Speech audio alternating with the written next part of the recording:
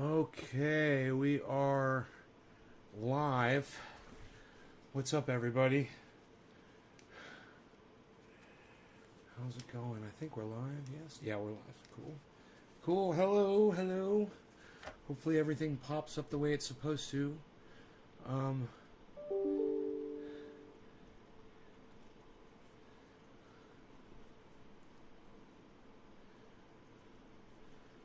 right, so I'm going to send... I know that Grahm is out surfing tonight. That's what he said he was going to do. Karen, thank you. He said, I'm going to be out surfing tonight, but I'm still going to leave him a message.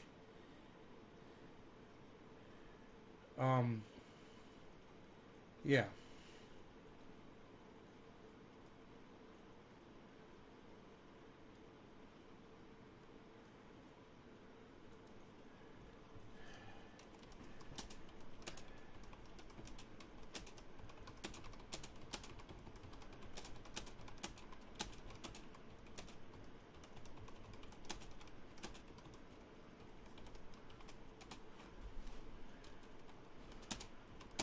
I'm sending Grahm a message. I am live now and will respond to all of your gun questions from the Eleanor Goldfield video you just posted. Feel free to ignore me. Just wanted you to know I was addressing it. Okay, great. Great. So we're going to go over the Grahm Elwood video. Those of you that listen to me when I tell you to follow certain people, any of you guys following Grahm Elwood out there? Hey, Yo-Yo Hippie Chick Evans Garden, thank you. My guns are hot. I was working with the weed eater today. You know, after I went back out there and almost finished the whole outside, almost all the way around, not the entire thing. I got tired and I had to stop. You know, I'm like, oh, fucking my back. I'm got to be able to sleep tonight, right? Yo, Enoch, what's up, buddy? How's it going? I don't like red, bro. I don't look good in red, bro. I don't like it. It accents my boobies too much. Do not like the accents on my boobies. I don't like it. I think I'm going to switch. I'm going to find another shirt. I don't like this one, man. It makes me look like a big tomato. This shirt makes me look like a big tomato. What am I doing? I was like, I'm going to wear this red shirt. Fuck it. Now I'm like, I ain't wearing that fucking thing. Fuck that shit. Here, let's go with this one. So, yeah, man, I was just beating the hell out of that fucking ground with that fucking weed eater, man. Oh, yeah. Oh, yeah. Ugh. There we go. Going outside, Harles. Don't waste my dad's time. That's right. Ooh, nice and cold. What are you doing, Beeza? What are you doing, Beeza? I love you. I feel like I'm in the 70s, man. Some cop show in the 70s. Like I'm a bad dude. I'm a bad guy from the 70s. In a cop show. Breaking the law, man. Is this inside out, man? This fucking shirt inside out. Better not be, man. I'm going to be pissed off I'm wearing this shirt inside out.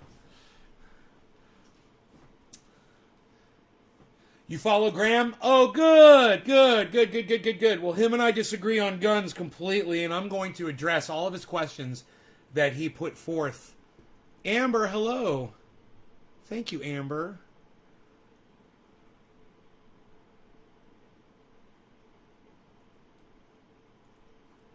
Okay, great. Sometimes you gotta switch shirts. I know, man. I look a lot better in dark blue than I do in red, that's for sure. Anyhow, let's get on this. So I messaged Grahm, and I guess I should give a link to this video on YouTube. So let me go to YouTube and get a link to it real quick. Okay. Open link. Okay. Copy link. All right. At Grahm Elwood.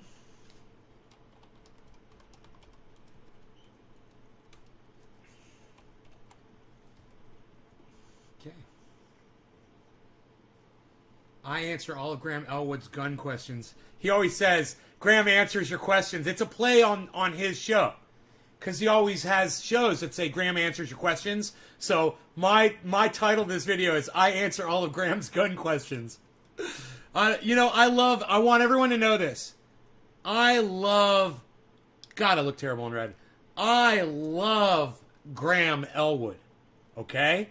So, for me, it's okay that him and I disagree on this. For him, I could see him saying, I disagree with Nate on this, and I don't like him anymore. Because his opinion, mine, Trendy Nate's opinion, results in children getting killed in schools. He would have a good point in cutting me off.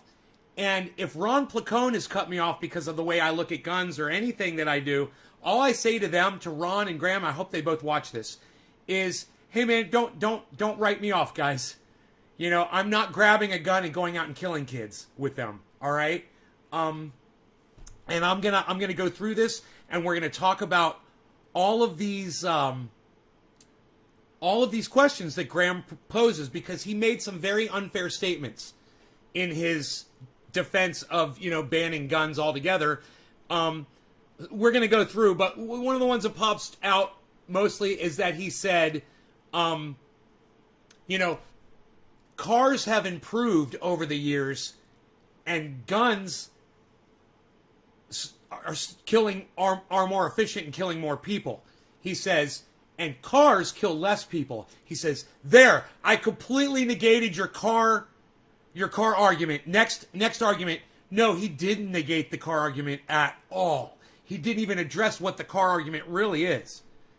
It has nothing to do with the status of how efficient either of those two mechanisms are. A gun or a car. That's irrelevant to the conversation. And we're going to get into that big time. So if that's something that you think you find interesting, then make sure you... Huh? Who says that? You guys know who says that? Man, this shirt's making me feel very uncomfortable. I'm feeling very self-conscious with this shirt on. Is that okay that I put on a normal shirt, man? I don't like it. I don't like it! Give me a goddamn normal shirt. What do I got back here?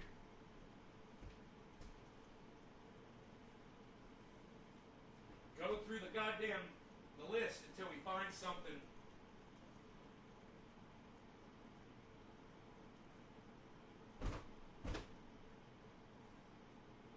Oh shit. That shirt's dirty. I'm gonna get a clean shirt. Hold on, out of the back. Give me a second. I'm gonna get a clean shirt.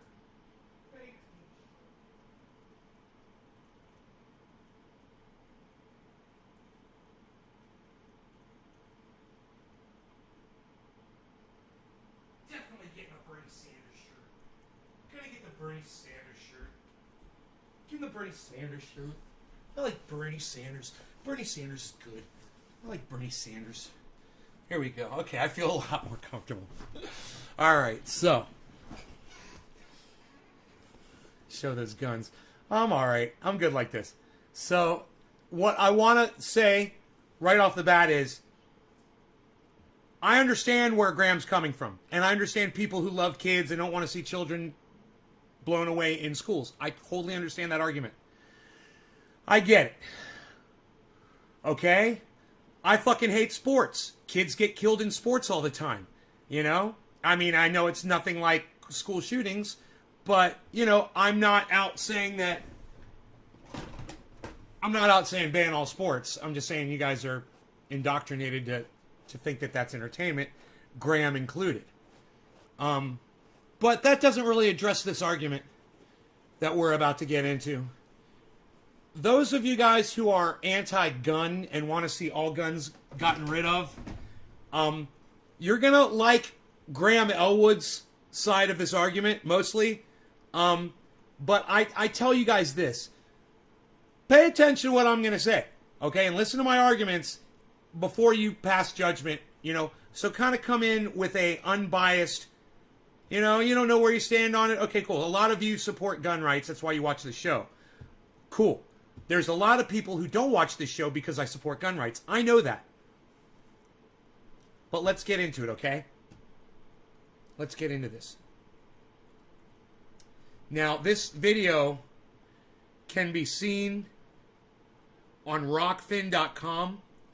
It was not available on YouTube, but I am a Rockfin member, and I'm subscribed and a premium member to Graham's channel. I also donate money to him, and I will continue to do so. I want you to know it's okay that him and I disagree on guns. I don't hate him because he disagrees with me on guns. I would hope, however, though, that he would give me an opportunity to talk to him personally about this, even have and I'm not saying a debate. I'm saying a discussion where I can just explain the gun side of things to him, somebody like me who is pro-gun and not a fucking psycho, and why I am the way I am, just to, see if he understands it better. Because he writes off a lot of my arguments and doesn't give any credit to them at all. So let's go with this, all right? You guys ready? Who's ready to get into this? You guys want me to start with a dab first? Bong hit? Hey, I haven't done a bong rip in a while. Let's do a bong rip, man. What do you guys say about that? You guys like that idea?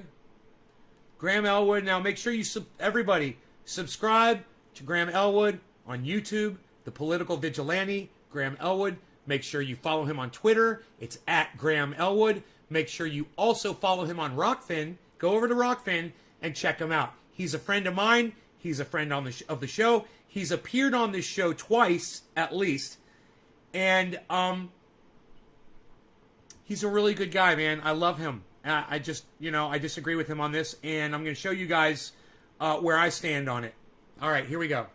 Sure, it's all that nonsense. It's unreal, man. So, let me go over to the Rockfin.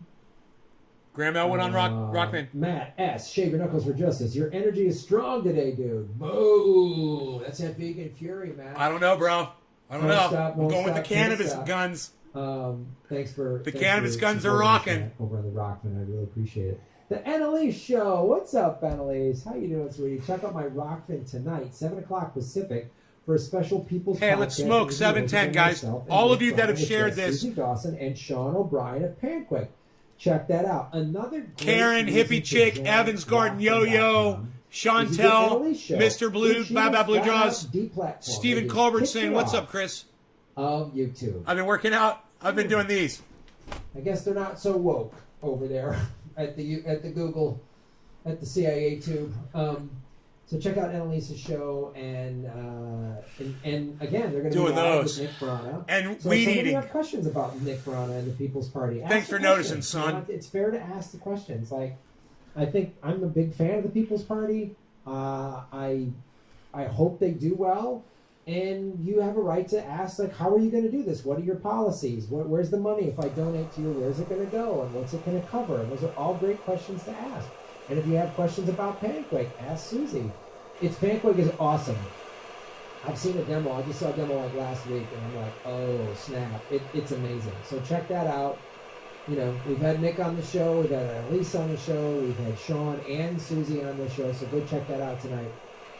Cheers to all of you. Tonight. I will be surfing. See, he's surfing right now. Shave your knuckles for justice. I'm sniping him while he's out on the ocean. Started working with more. The gym by me is now open, so I was using a lot of bands. I'm back to like weights and machines, which means, oh my god, these guns are going to be a little David Niven, kids. The guns of Navarone. Just yesterday, there was a mass shooting at a light rail train yard here in San Jose. Yeah, I heard about that. First thing I thought of when I heard the news was Grahm and Jordan on Status Quo both saying mass shootings, something to the effect of coming soon to a town near you, and sure enough, there it is. Even in hyper-progressive Silicon Valley, I wish that reputation was even halfway accurate. I was watching the news today, over 232 mass shootings this year, 100 more than last year. Sucks. I mean, even Gavin Newsom, who I'm very critical of, not a huge fan of, said, "What's wrong with America? What's wrong with us?" Like, that guy. Well, I'll tell you what's wrong with America. One thing is the sentiment. You know, America voted for Donald Trump. Donald Trump's whole persona was, I could shoot someone on Fifth Avenue and people would still vote for me. You know, Americans heard that. That's the man that represented America for 4 years. You know, that changes hearts and minds. That inspires people. Regardless of who the fuck it is. Adolf Hitler inspired millions of people. You know? So,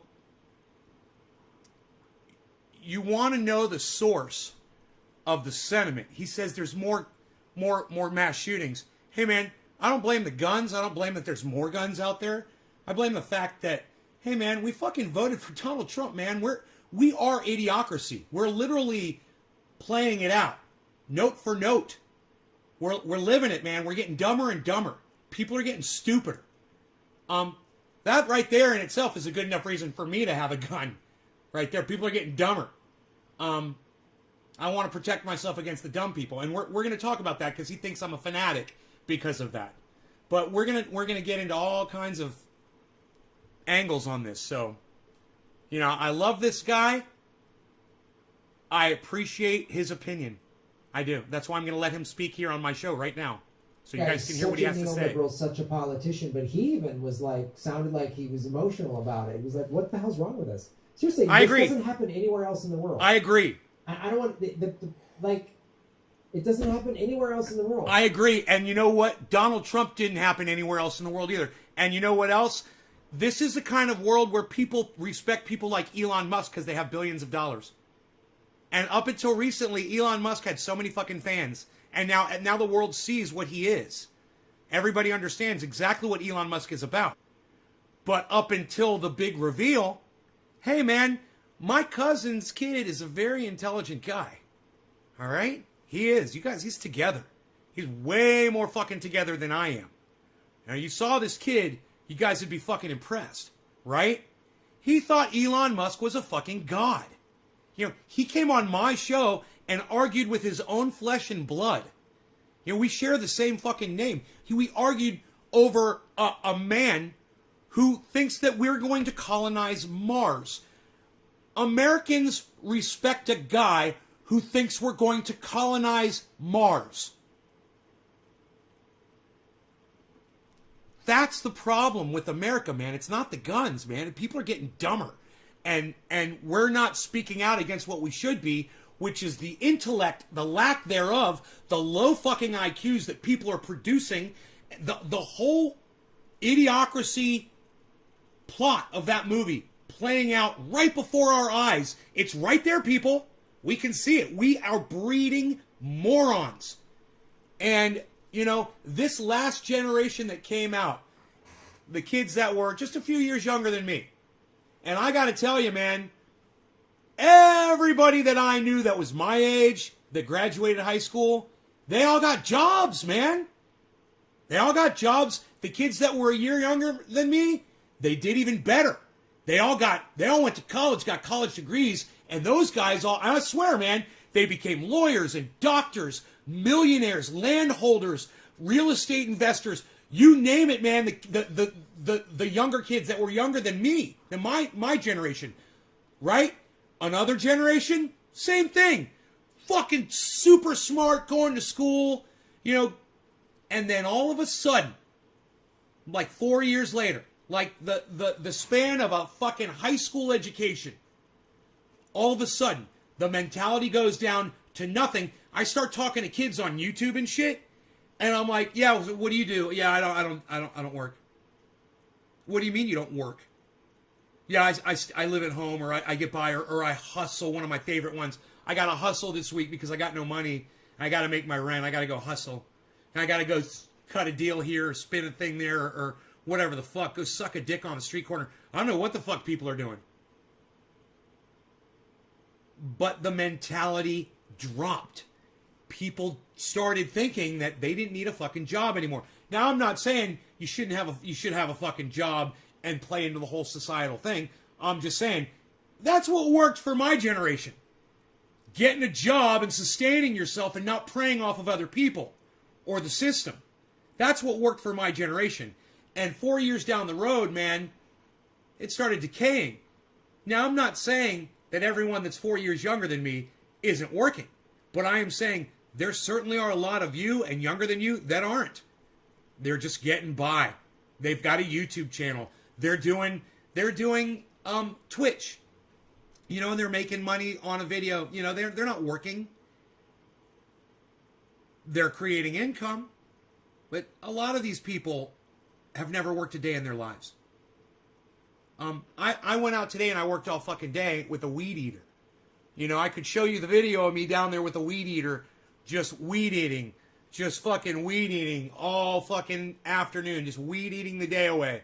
You know, I don't have to do it. I could let this whole fucking property burn down and I don't give a fuck, let the insurance cover it.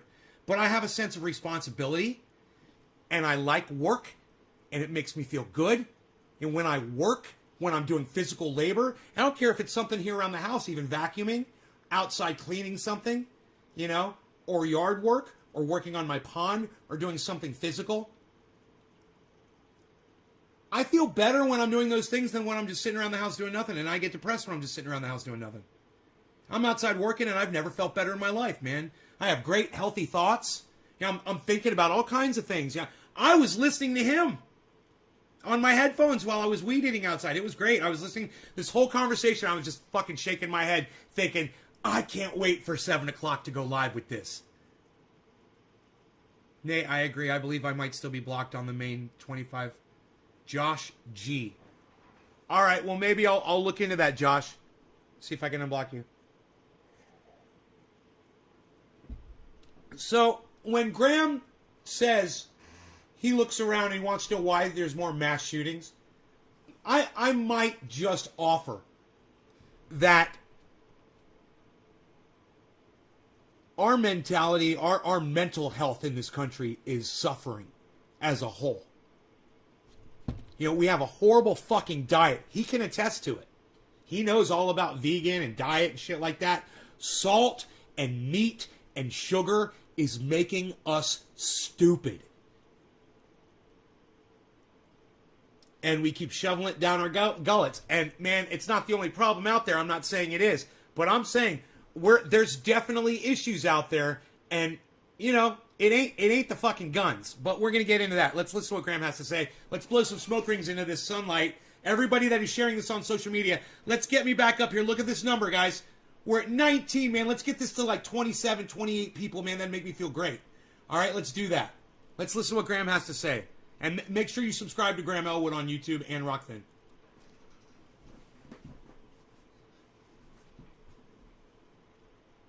We're having an average of a mass shooting a day. More than that.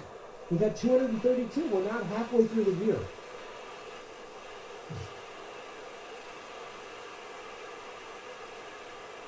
It's insane. How many burglaries happen every day? We're back to normal since the pandemic. This is put back to normal. It's a mass shooting every day and a cop killing just about every day, every week.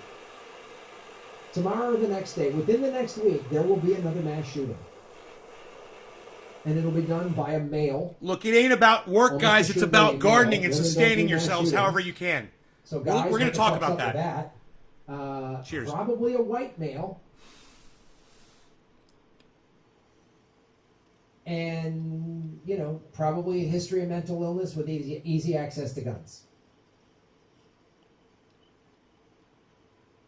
If the next mass shooting doesn't have those qualifications, it'll at least have one of them. It'll at least have one of them. If it doesn't, another one will have all those qualifications. Yeah, here's the questions to ask. Here's the question. How did the shooter get the weapons? Who cares?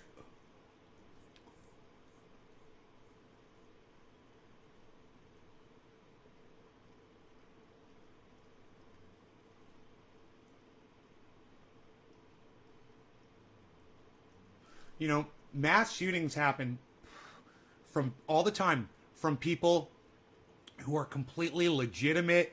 They haven't been documented as psychotic. They've never seen a doctor.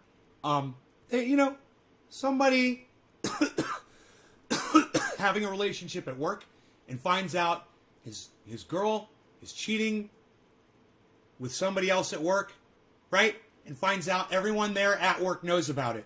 So he loses it, he snaps, he goes to the office, and he fucking blows everybody away, then kills himself. This kind of shit happens all the time. He doesn't want to talk about that.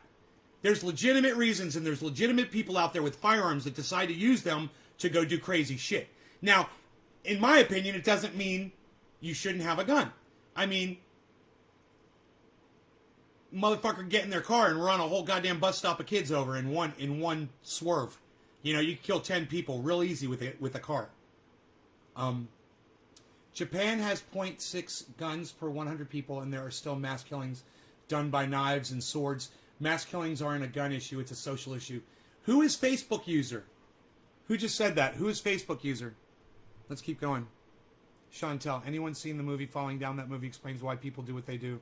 Well, it explains why that one man in that one specific situation did what he did. But Chantel, I've had bad days before where everything seemed to go wrong. You know, a lot of people have had bad days. Man, I had a day when I went to the airport and I was all set to fucking get on an airplane, and I go to the counter to get my fucking ticket, and I booked the wrong date for the flight. They charged me $800. Hey, CT, listen, man, if you want to connect your Facebook to my Restream chat, which I wish you would do so it doesn't say Facebook user, do me a favor, buddy, and go to this website. It's chat.restream.io/FB, and you'll be able to connect there. Here, I'm going to put it on screen for you. Okay. It's chat.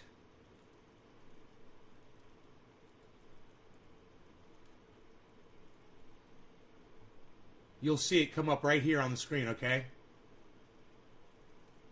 Why you beasling? Why you beasling? It shows how fast the mind changes people's actions. Yeah, I mean, things happen really fast, and people die, and someone grabs a gun. Yeah, you know, absolutely. It happens.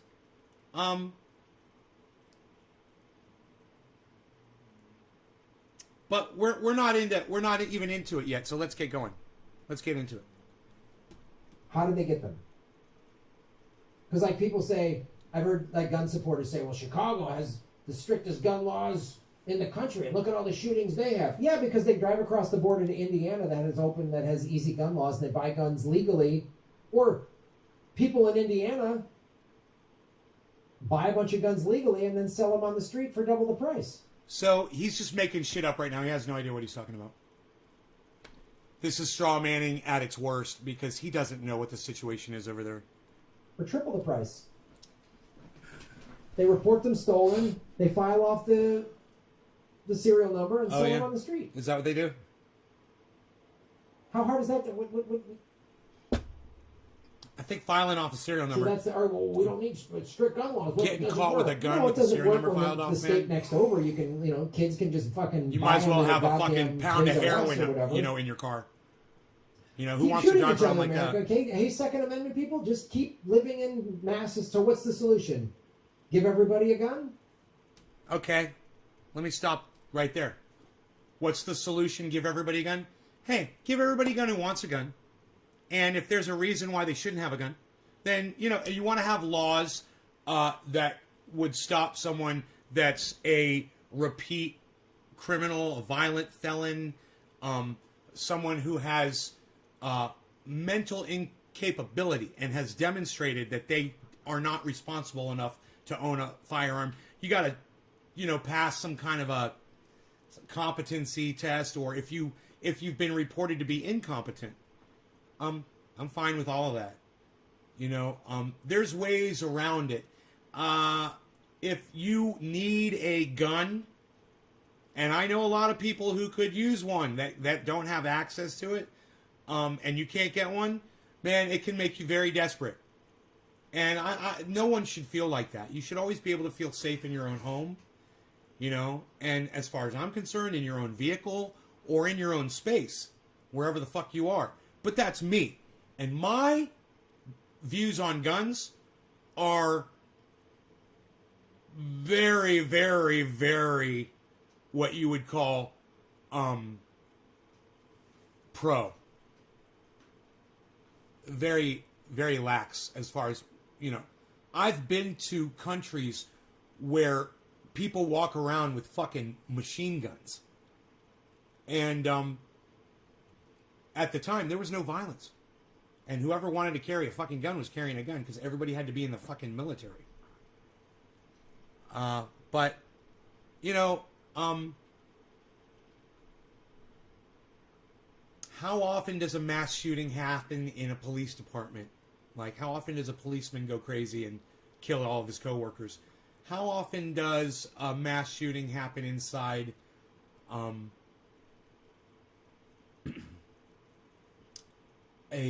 military base where all soldiers have access to rifles and sidearms?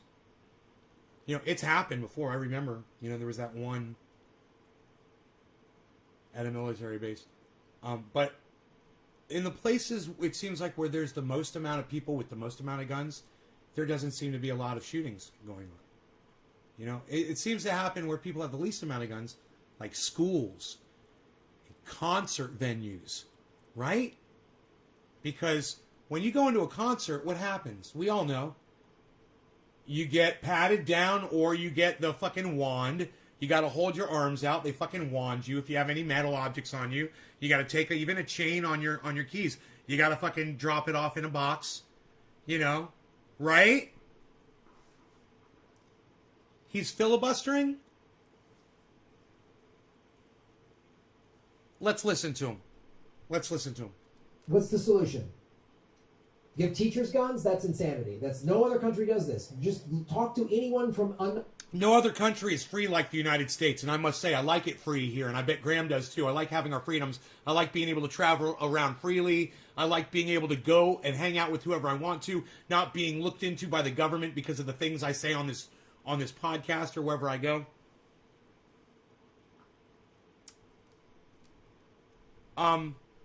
Facebook user. Yeah, Facebook user. I'm just going to block Facebook user, man. So it's not going to pop up here anymore. Yeah. Whoever the fuck you were, dude, you're blocked now. Don't ever come in my live stream and bring up sports. Ever. I'll block you instantly. Nobody gives a fuck about your sports, bro. It's like anybody giving a fuck about your goddamn flag. You know? Are you fucking kidding me? What did you have to do with that team? Did you put that team together? Yeah? Did you is that your team? Are you the owner of that team? Are you the fucking coach? Are you the star of that team? You're fucking nothing. And they don't know who the fuck you are, and they couldn't give a fuck. They just rely on your cuck ass to keep fucking supporting them. You little dumb bitch. Whoever the fuck you were. Facebook user? No, that's what it says if it doesn't know who you are. It could have been anybody. I don't give a fuck. I don't give a fuck who it was. You don't come in here talking about fucking sports. Especially when we're talking about guns. You know, you come in here, you listen to what we're talking about for 3 seconds, you know, you shut your cuck fucking face up, and you enjoy the banter. You know, the interaction that Grahm and I will share together now. Another country and ask them about this. It's fucking stupid. Now, not any other country has elected Donald Trump as their fucking leader. Look, you want to talk about a fucking corrupt government, he's always talking about corrupt government secrets with Grahm Elwood and Lee Camp, right? Make sure you subscribe to that. Make sure you check that channel out. Make sure you subscribe to Lee Camp. I love these guys. These guys are fucking great. But they're both wrong on guns. In my opinion. You know. He's saying that other countries would, if you ask them. So I say this. Ask those countries if they would feel a little bit uneasy if Donald Trump was their president. And he just orders fucking... And he just literally ordered the government to spy on reporters. Do you know that? Hey, do you guys know who, oh, I forgot her name. She looks like a big fucking old substitute teacher that I used to have. She is a international correspondent, I believe, for CNN. She's been on there for years. She's an older woman. She's very old. Very old lady. Very unattractive. She has a very gravelly voice, and she's very unattractive. Anyway, Donald Trump had the government get her home address, her phone book, her phone numbers, her cell phone, her texts, everything. And they totally followed everything that she was doing and saying. I wonder how they feel about that. Why don't you ask them that, Grahm? And then say, hey, then would you maybe want to keep a firearm just in case? Because I know what you're going to say. Oh, they're going to bring a fucking Sherman tank. What are you going to do when they have a bottle rocket launcher? When they have a rocket launcher and they come to your house with, armor and blah, blah, blah. That's the argument that they always say. And I always say this. Well, what happened at the Bundy Ranch? What happened with that standoff with the federal government? They didn't bring a tank to that, did they? They backed the fuck down. Do you think the government would have backed the fuck down if there weren't 75, 100 men standing up there with high-powered rifles on that overpass? Fuck no, they would have driven right past that overpass. They would have gone in there and they would have fucking shut down the Bundy Ranch. Now, I'm not saying what fucking Bundy was doing was okay. As far as I'm concerned, he was an asshole and he was fucking breaking the law. There was no need for him to be doing that. He was literally provoking the government. What I'm talking about is the result. The result is he was breaking the law. The government didn't like it. They sent in armed agents to handle those people, to shut it down. And they were ineffective because Bundy and a bunch of his neighbors and friends and family had high-powered rifles and guns and stood their fucking ground. So when Grahm Elwood wants to say that you can't possibly stand up against the United States government, that was one man with one cause. He was just grazing his cattle on government land. Actually, when you think about it, that helps cut down on forest fire burning, doesn't it? If you're bringing down all of that grass with your cattle, you're fucking helping. The government should have been paying him. It's psychotic. So, thank America and the freedoms that we have that those men had the guns to stand up at the Bundy Ranch. And if you guys don't know what happened, you can go check that shit out. Let me tell you something. One man, one cause. But imagine this. The government starts fucking up. And it's not just one dude. It's everybody that has guns in the United States saying, we're not gonna take it. And they stand up for themselves and they afford change. You don't have guns, you're not gonna change anything. You can go out in the street and march all you want. And your guns can be at home. And as long as those guns are sitting in your home, that government's not going to do fucking anything to you. Because you can kill them. And they know it. That's important. You want to talk about government secrets, Grahm. You want to expose the government, how they lie, how they can't be trusted, and how we've had Donald Trump, psychotic Donald Trump, for the last 4 years. Now we got psychotic Joe Biden, who's probably fucking following people too. He's probably already got names and addresses, phone numbers, and following texts of all kinds of people. With that fucking pig cunt, Kamala Harris, as his VP. He's probably putting her right to work as a little fucking Gestapo cunt bitch. It's for reasons like that I truly believe that we are much better off. Children are going to get killed. I understand it. And hey, man, I used to say fuck your kids on the show, and I know that turns a lot of parents off. So I'm not going to say that. Look, I don't want your kids to get killed. I'm not going to say fuck your kids.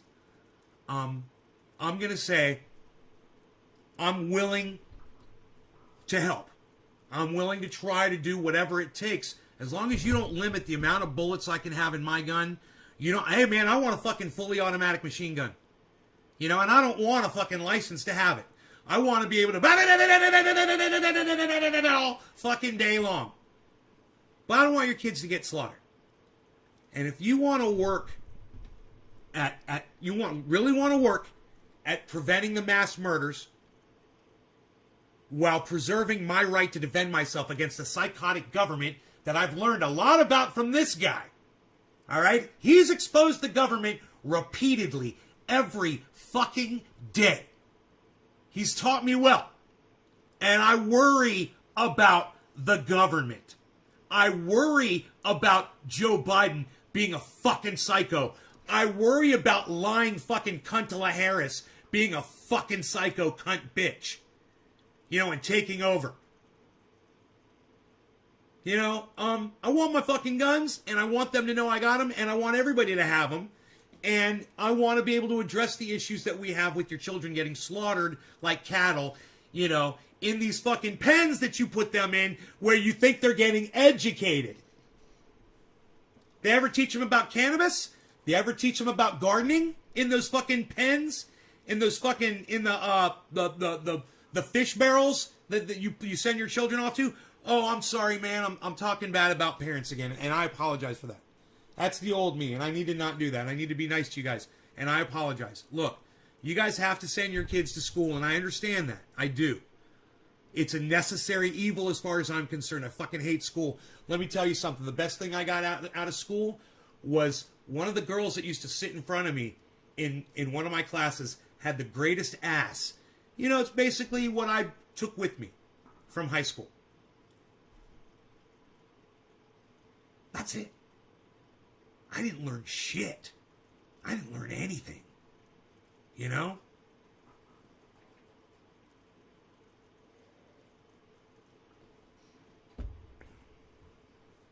So, I'm here to tell you guys. You want to send your children to school. If you have to send your children to school, I understand. It puts you and I at odds. It puts us in a bad position, doesn't it? Because you're like, dude, you got me backed into a corner. What am I supposed to say to you?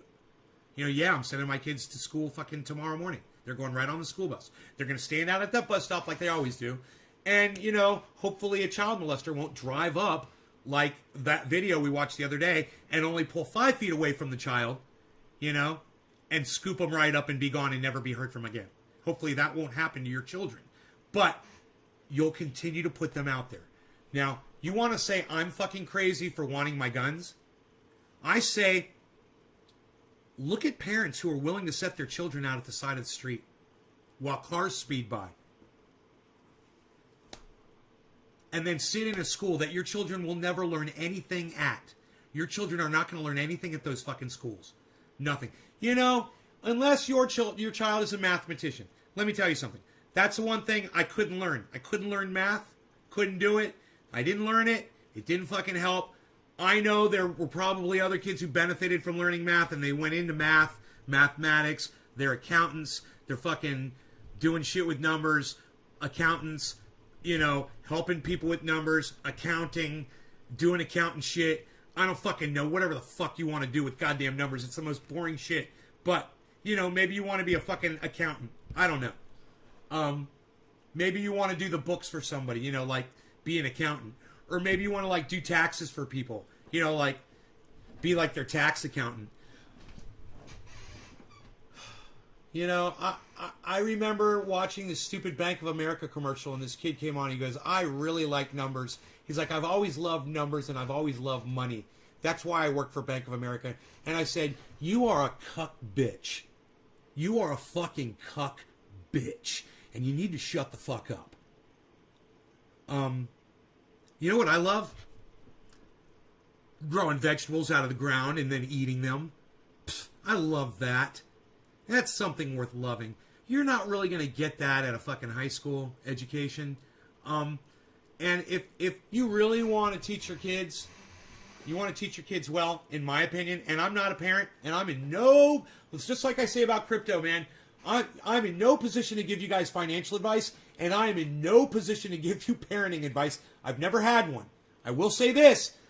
I've dated a few girls, and almost every one of them had children at the time. So I served as, kind of like a really shadowy father figure that was barely ever around when they were, from time to time. That is the only expertise that I bring to this table.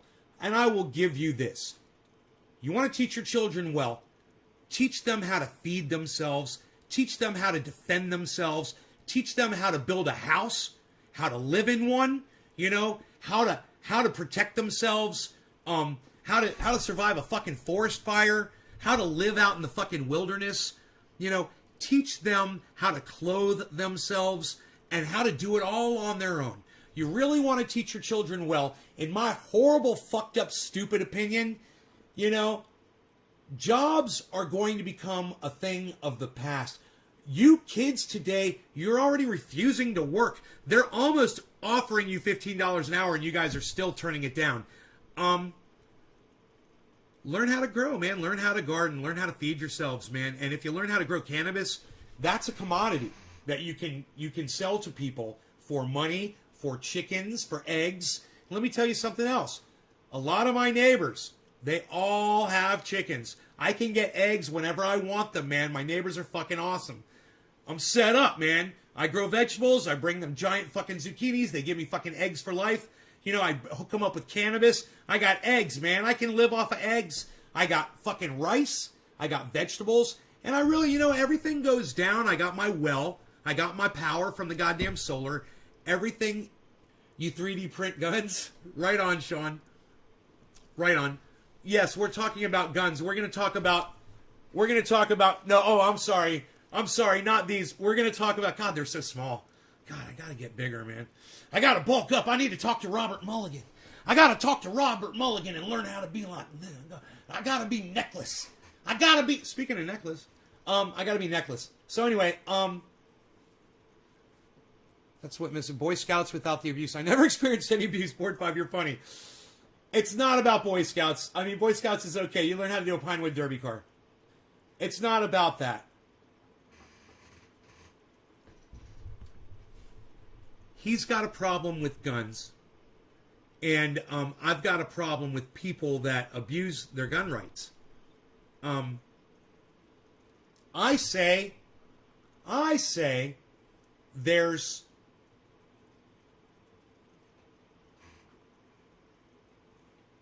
other answers to this problem besides taking everybody's guns away. He says the government's dangerous. I agree. How are we supposed to protect ourselves, Grahm, from the evil government you're always exposing if you want our guns to be taken away? What are we supposed to fucking shame the government like you do? Because, it doesn't seem to be working. They're still killing people in the street. They're still killing folks in other countries and bombing plenty of people. And hey, man, they're shipping our weapons to other countries and turning their head while genocides are going on. How many genocides are we ignoring, guys? How many Hey, Steve Running. How many genocides is the United States ignoring right now? Let me know. Another mass shooting.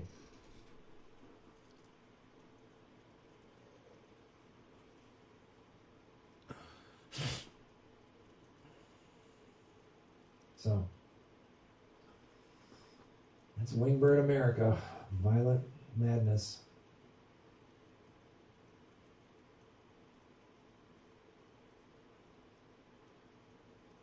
He's going to get into it. Yeah, more people are dying from all over from no healthcare and poverty. Yeah. Yep. It's not an either or. Again, but more people die from they don't have healthcare. Yeah, that's also awful. What's wrong with America, the richest country in the history of the world? We shouldn't have a mass shooting every day. No one should be dying because they don't have healthcare. There shouldn't be people living in the streets. All these problems can be fixed. Look, I think healthcare, which I agree with him on, would fix a lot of the gun problems that we have. When everyone's got access to healthcare, a lot of the people that would flip their shit their minds would work better if they were healthier, and they would hopefully be exposed to more health professionals who could offer them medication or help, even if it's just seeing a psychiatrist, someone to talk to, rather than letting them slip through the cracks and then grab a gun and kill a bunch of people. 134, give or take.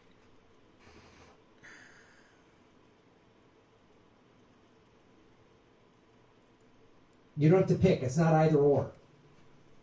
It's just we're dabbing. It's preposterous. But all right, America, just it's a form of insanity to defend this and downplay and say it's not that big of a deal. Oh no. It's a big deal. So okay, I'm not insane. It is a big deal. That's why I'm taking the time to address this with Grahm. Yeah, it's a big deal. Your children shouldn't be getting slaughtered. Okay? Healthcare would fix this. So much of this. I'm not saying it's the silver bullet, pun intended. It's not the silver bullet to the problem, but it would cut down the mass shootings. Man, if we were healthier mentally. Remember at the beginning of this, I said we're idiocracy. We're getting dumber and dumber. Lack of healthcare is part of this. Used to be your parents had a job and you got sick and were going crazy. They'd go get a professional. They'd take you to an emergency room. They'd 5150 you. They would help you. People don't have money anymore. People don't give a fuck anymore. People are letting their kids run rampant. Grab the fucking family AR and go to the goddamn local school and mow down some kids. People are losing their sense of responsibility. People don't want to work. People don't want to raise their children. It's not just the guns. There's all kinds of issues, and he's addressing a lot of it. So I love this. People who are addicts or who live in an alcoholic addict home and make excuses. It's like, your husband or your wife is drunk all the time and they get DUI and they keep getting fired. Yeah, but I've seen you get a little too drunk too. They make excuses. Well, the boss was a dick. No, you showed up to work drunk. That's why you got fired. You know what I mean? The cop was an asshole. Well, cops can be assholes, but you were drunk driving, so you got a DUI. Even if the cop was a dick, you were drunk driving, which is putting other people's lives at Cheers, risk. guys. Thank you for sharing this video. Please keep sharing it. You're doing so Oh, well. what am I supposed to drink? Water? Keep sharing the video on Twitter. This is that same crazy... Share it at Grahm Oh, Elwood. you can't take my gun. All right. Cool. Cheers, guys. Everyone gets a gun? You and your children aren't safe. Does that make you feel good? Texas just now, like anyone can buy a gun now without any background checks? Okay. Mark my words, today is May 27th. A year or two from now, a couple years from when that law was just enacted and it becomes official in Texas, maybe it just became official or it's going to, whatever. Mark my words, 2 years from that date, Texas will have more shootings. Texas will have more shootings. And Texas will have more gun deaths than they did prior to that law. And they're okay with that. Guarantee it. Prove me wrong. They don't care, though, Grahm. That's the point. Remember this day.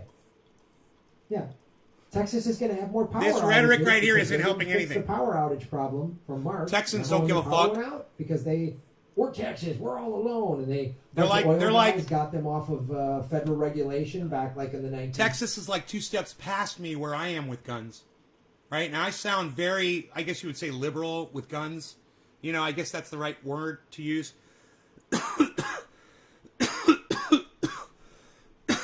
In the literal sense, not in the political sense. I think that's the correct usage of that word. I'm not sure. But I'm very lax with guns, man. I am very pro-gun. So, you would think, Texas. No. Texas, they'll fucking shoot you wherever the fuck you stand. They don't give a fuck, dude. It's fucking Texas. Texas is hardcore. Texas was, built on the gun. It's a different mentality than what I was even raised with. It's beyond. And I was raised with a military mentality that guns are necessary tools that you respect and you take care of and you understand completely, and you always hold them in the correct way. You always treat every weapon as if it's loaded, right? Every weapon is always treated as if it's loaded.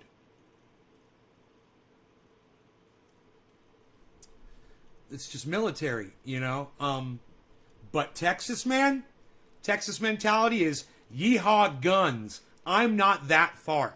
Now, like I said, I want a machine gun. I want a fully automatic machine gun. You know, I want whatever the fuck I want. If the government's got it, I think I should have it. And if you don't want me to have it, then take it away from the fucking government. And they shouldn't have it either. You know? You don't want me to have a tank? Well, take them away from the goddamn government. You don't want me to have a fucking RPG? Take them away from the fucking government. You don't want me to have a hand grenade? Take them away from the fucking government. You know? We're very slowly but surely setting the odds against us in case we get another monster like Donald Trump in there. You know, and it could happen. There's fucking psychos, man. Imagine if Marjorie Taylor Greene became president of the United States. Oh boy. Oh wow. Imagine if Donald Trump Jr. became president.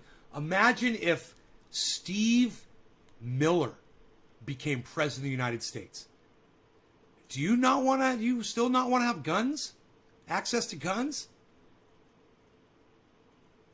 You know? Imagine coronavirus comes back twice as bad. You know, a change. I forgot what they're called. And all of a sudden, a whole bunch of people start dying from that thing, and you get some fucking asshole in the presidency that's blaming China again. And then people start going around and killing Asians, like out in the street and shit. Right? And if you were an Asian person and that shit was happening, you want access to firearms so you can protect yourself from fucking rabid fucking, you know, Republican Trump supporting mob cunts? Mutation. Yeah, imagine COVID mutates. Thank you, everybody. Thank you for listening. Imagine COVID mutates and we don't have a vaccine for the mutation. And a whole bunch of people start dying from it, and you get some jerk off like Marjorie Taylor Greene or this just jerk off from fucking Florida, DeSantis, or the other jerk off Matt Gaetz becomes president of the United States. You know, some fucking psycho. And they say, China virus, the Kung flu. You know, this is all China's fault. China, China, China. And the next thing you know, Asians are getting murdered. Again. Again. You want access to firearms?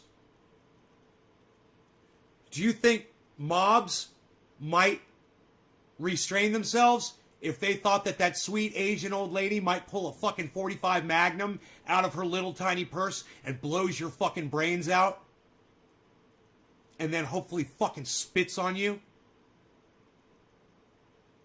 And puts that shit on the goddamn internet so your children can see it for the rest of their fucking pathetic lives? You fucking racist piece of shit. Hey, man. I don't trust the government to take care of me. That's all I'm saying. He doesn't either. Yeah, in order for me to take care of myself, I need a firearm. You know, and the government's not here outside my fucking front yard with the goddamn firearm, you know, marching back and forth like they do at the White House. You know, I want some soldiers out here. I want a couple soldiers at every goddamn corner. I want one on the roof, a fucking sniper out in the fucking mountain, watching for folks. I want that. You know, why does the government get that shit? You know, I want to feel safe too. I want to feel safe wherever the fuck I am. In 30s or 40s or something like that, the power's going to go out again, and they're going to have more shootings. And there's going to be another mass shooting in America within the next 5 days.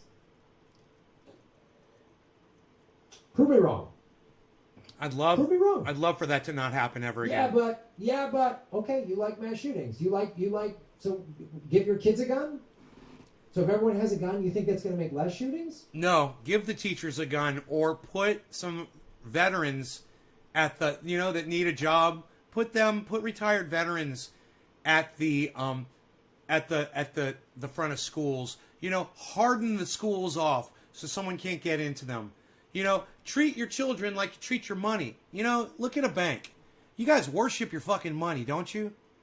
The fucking Americans, they worship their money. Look at the fortresses they put their money in. These banks, they got guard outside, they got a guard inside. You know, they got giant security systems connected to fucking send the police immediately if somebody presses a button. They got a huge fucking safe with a giant fucking wheel on it. Only the fucking manager, you know, and one other fucking employee knows the goddamn the combination to get into the fucking safe. They've got steel boxes inside there. I forgot what those things are fucking called. You know, they've got barricades set outside the front doors, big yellow fucking steel poles that you can't pull a car up to, so you can't, you know. And then look at a fucking school, man. Look at every school. You guys, people care more about their money than they care about their children. And I don't blame y'all, but I say from the people in the past that have been responsible for building schools and building banks, wow, they certainly did fortify the banks and not the schools. Yeah, retired vets. You know, there's plenty of veterans out there who would love to protect your children. Yeah, I would do it. I'm not even a veteran. I'd say, hey, man, that would actually be something that I would do. I would literally do that. I would give me a fucking, you know, everything I need. And you make sure these people have everything they need, you know? Fucking put me on fucking patrol. Citizens on patrol, man. Literally had that thought. If every school had guards, you'd fortify them, and you'd have a lot less mass shootings at schools. Now, they'd move to the nail salon. You know, the Asian nail salon. They'd move to the gay bar down the street. What was that gay club called in the nightclub in Orlando? What was that place called? Please refresh my memory, man. I want to remember. What was it? 50 people died that night? It's horrible. There's so many people got murdered that night. I'm not saying, you know, that I appreciate or want this, Grahm. And yeah, I want him to realize that there's gun owners out there, not just responsible gun owners, but there's gun owners out there like me who I'd never shoot a goddamn deer. I'm not a hunter, bro. I'm not here to kill anybody. I'm here to protect myself. I'm here to use the gun as a preventative measure, you know. Pulse nightclub. Thank you, Trendy Nick. Yeah, Pulse. Man, let's remember those people for a moment, shall we? You know, just so Grahm understands, we care, man. The cannabis community cares, and the people like me that are NorCal that, you know, have guns, and all my neighbors have guns, man.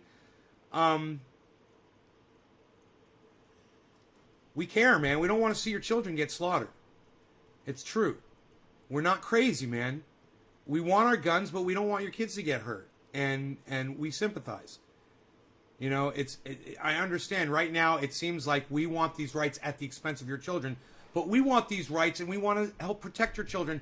Why is it that every right-winger or NRA person or gun supporter out there that goes out and says, you need to fortify schools, you need to stop having these gun-safe zones, you need to have protection, why do they get called out as psychos? Oh, you're crazy! That's a horrible idea! What, are you going to give guns to the teachers? Yeah! I'm going to give guns to the teacher! I'm a teacher and I got a gun! I'm going to give guns to the teachers so they feel safe, so they can protect those students, so it serves as a goddamn, what is the word I'm thinking of? A deterrent. Thank you, brain. It serves as a deterrent. My firearms that I possess in my home served not only as tools to protect me in that most heated moment when I might need them, they also serve as a massive deterrent. Because I guarantee you, there's crazy people out there, man. You know, and me talking about this and just putting it out there, it serves as a deterrent, so people are like, man, you know, if I were literally to show up there and put him in harm's way, he's literally going to shoot me right in my face. Death by nay. And he's going to be on his property. He's going to be within his right. And he's going to win. He's going to get me. And that's going to stop somebody from trying to do it. You know, let me tell you, I've had plenty of death threats, man. And somebody that I actually love him, but I just feel bad because he's got a problem with his politics. But H.A. Goodman, man, he got a death threat. He got one death threat once.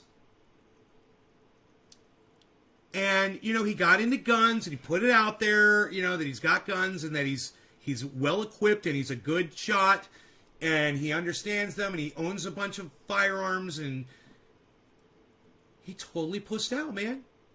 I'm like, dude, it's like some fucking 13-year-old kid, you know, on his mom's laptop or on a smartphone fucking with you. It's some little dick, you know, or it's some retired veteran that is going, man, I don't want to go to prison over that motherfucker. You know? Either way, you got nothing to worry about. I've had snipers, man, threaten me. I've had military snipers threaten me. You want to have fear? You want to be scared of some shit? Have a fucking military sniper say, dude, fuck you. I'm coming after you. And you're like, oh, dude, that guy's a fucking sniper from the goddamn army. He literally went to war and killed people already. He doesn't give a fuck. You know? And you're worried about some kid in the UK on his mom's fucking smartphone, you know? Trust me, man. There's so many of us out there. There's so much. It's like you would have to be extremely narcissistic to think you're going to win that fucking lottery. And it's okay. You know, if he would just treat it differently, if he would just buck up, that motherfucker would go away. But H.A. Goodman let that guy know that he was scared of him, and now that guy fucking just totally brutalizes him. Poses as him on Twitter. Nobody can fuck with him, and H.A. Goodman can't do anything about it. And let me tell you something. I don't support it. Twitter sucks my dick. Twitter sucks H.A. Goodman's dick because he should be able to tell them, hey, this guy's harassing me and threatening me, giving me death threats. You guys need to take him off of Twitter.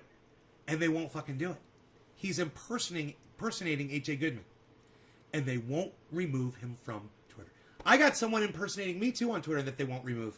But they stopped. They probably lost the password to that account. They haven't logged into it in like fucking 4 years or some crazy shit like that. I tried to get it removed because it had a bunch of bullshit. People would find that and think that was me. You know, and so it's got like 300 fucking subscribers. And just for that reason alone, I wanted to get rid of it. But they won't. You know? Why? Because Twitter sucks. What? What, kids? What does Twitter suck?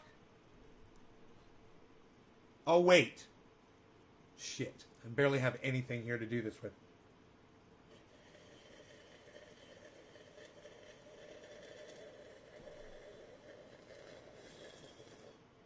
Dick, Sean, that's right! Twitter sucks my fucking dick! Thank you. Let's move on, shall we? Alright, back to Grahm. We love Grahm Elwood. Grahm Elwood on YouTube. I hope all of you guys have subscribed to Grahm Elwood. Sign up for notifications. He goes live like every fucking day. He's great, man. I love him. I'm jealous of his widow's peak. I want it. I want his widow's peak. Oh, but he's going gray, and that makes me happy. Graham's going gray. Graham's going gray, and it makes Trendy Nay say yay! Okay. License. Just anyone can have a car. Why have a DMV? Why take a driver's exam? Look, if you want everybody to have certification to have a firearm, okay, I'm fine with that. Fine with that. Let me teach the fucking class. Let me tell you how to teach people how to hold a firearm. Not that stupid fucking pig that was in that school one day and took a goddamn gun out of his holster and shot himself in the foot. All right, I know you guys all remember that because we watched it on this podcast. It was years ago, and we laughed and we laughed and we laughed. I just love it when a fucking pig shoots himself.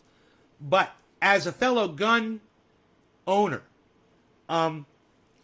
he didn't treat that gun as if it was loaded.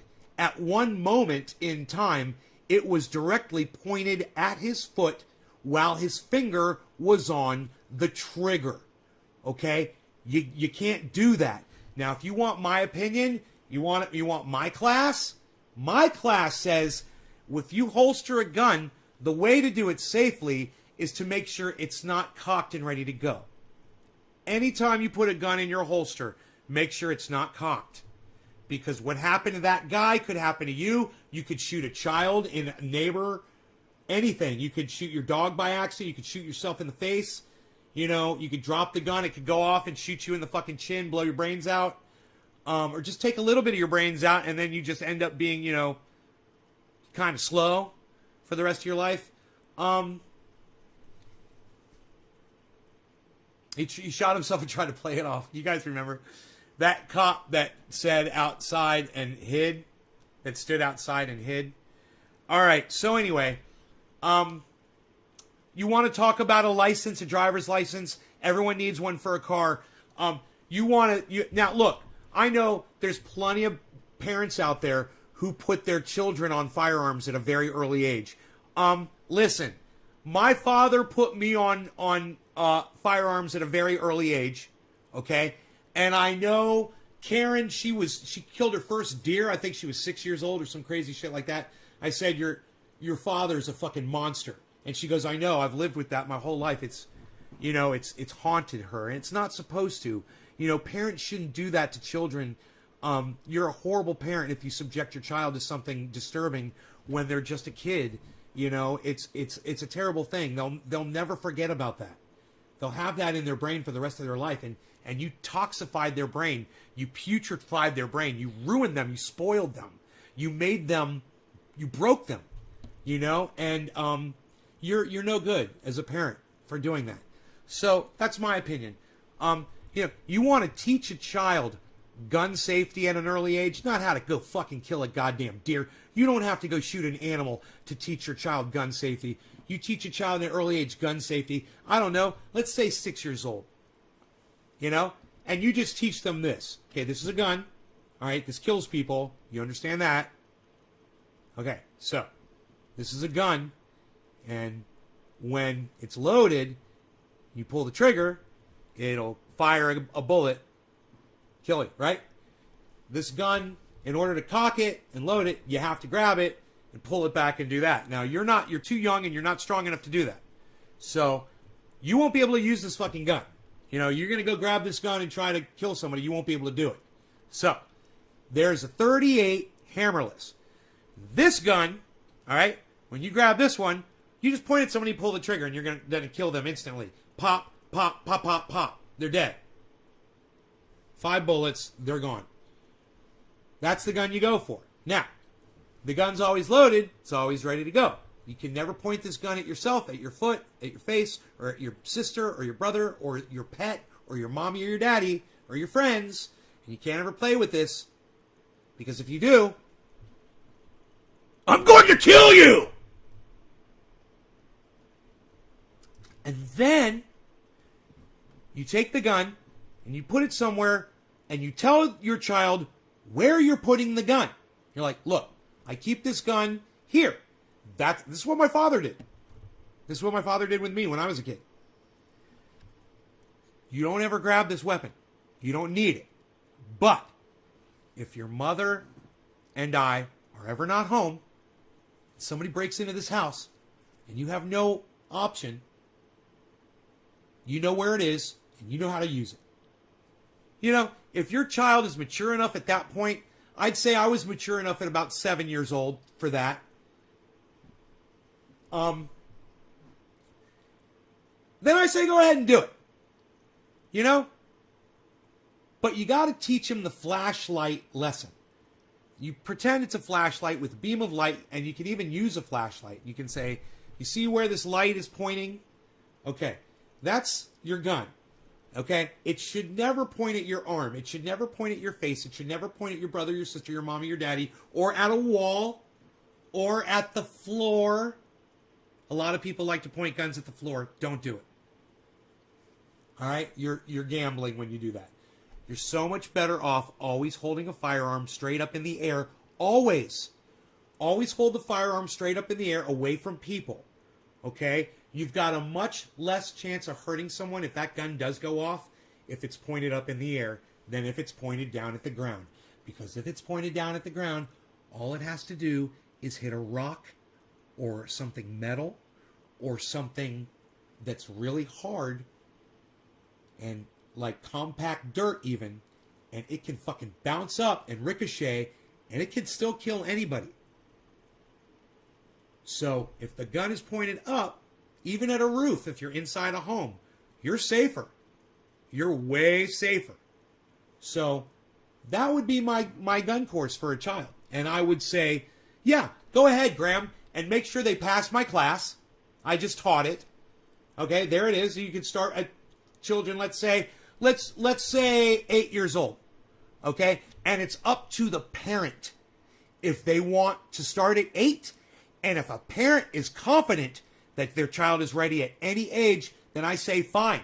If your child is 4 years old and you feel like they can handle a fucking firearm and they're smart enough to know not to kill somebody, there's children out there smart enough to do that. I'm sure 4-year-olds. I'm sure you could teach a 4-year-old not to kill somebody with a gun. So, that's my gun safety class. All right? I don't agree. It's safer to aim at ground between the shoulders. What? Yeah, I don't agree. Well, you don't understand firearms like I do. You know, I obviously understand firearms. You know, I understand the physics of a bullet better than you do, obviously. I still remember the Christmas movie and the kid got his eye shot. What if grandma's upstairs, Nay? Well, you know, when you are underneath somebody, you don't point that gun up at where they are. You would point it up and out this direction. So it would go out the wall. But not straight up where, obviously, if there's somebody above you, what did I say? It's like a flashlight, right? So if grandma's upstairs, like this, and then look, I'm not going to hit grandma at all. Still pointing it up, just not straight up, because I'm not a fucking idiot. Good question. I disarm my weapons into the sand pit by my home. Okay, Jerry, you're a fucking idiot. Think about how stupid it is what Jerry just said. So Jerry's shooting his bullets into the ground when he's done. Not only is he taking a risk there that it's going to hit something in the ground, but he's putting objects in the ground that a bullet could ricochet off of and come back and shoot him right in the eye. So, Jerry, you know, I'm teaching the class. I recommend that you listen to me. You're going to learn something instead of trying to come in here and teach my audience what's obviously not smart. There's no bullets embedded in the sky, bro. You know, if you don't understand how to take a bullet out of your gun, you shouldn't have a fucking, without firing it, you shouldn't have a fucking gun, Jerry. You know, obviously. You don't know how to take a bullet out of your fucking firearm without firing it? Holy shit. Wow.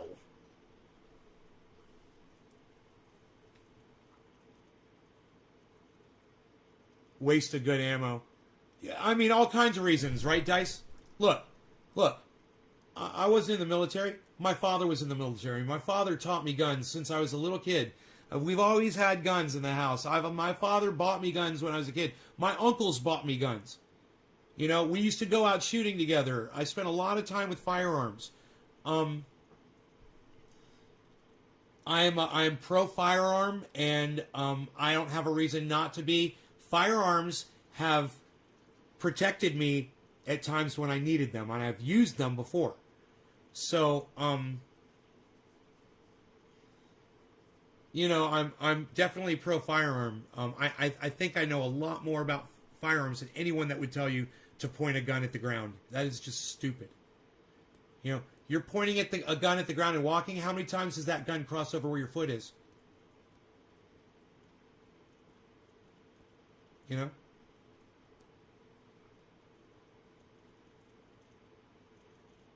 That gun goes off.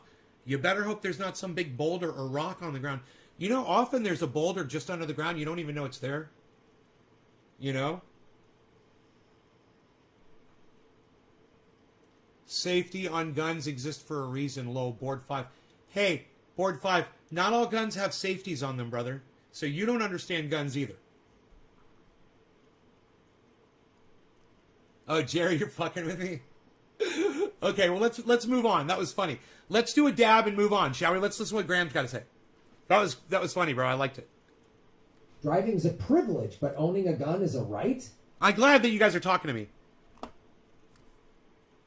Cars kill people. Yeah, and you have to go to school, and you could lose your license if you keep getting in accidents or get a DUI.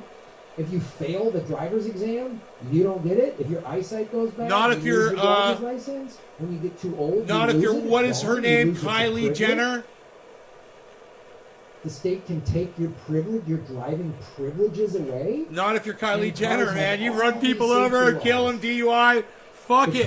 You're fine, bro. I mean, you're fine. 100 times safer than the car of 50 years ago. Lady. Guns today, more this is lethal. for everybody that is still sharing this. Thank you guys so much. Keep sharing. We're doing really good. Please keep sharing the video. Next argument. Next argument you want to lose with?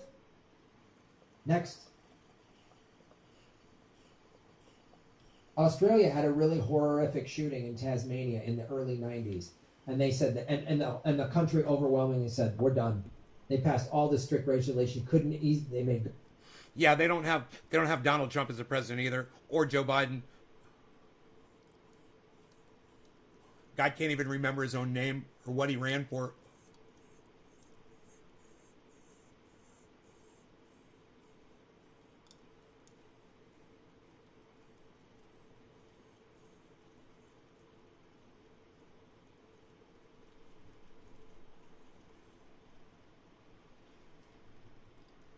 Guns really hard to get. You can still own them if you're like a rancher.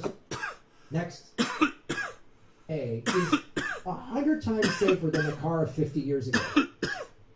Guns today, more lethal.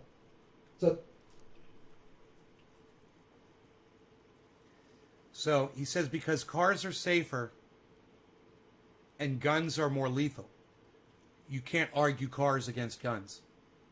I'm going to argue cars against guns right now. Okay? Automobiles kill people every day. Okay? It might not be as many people as guns.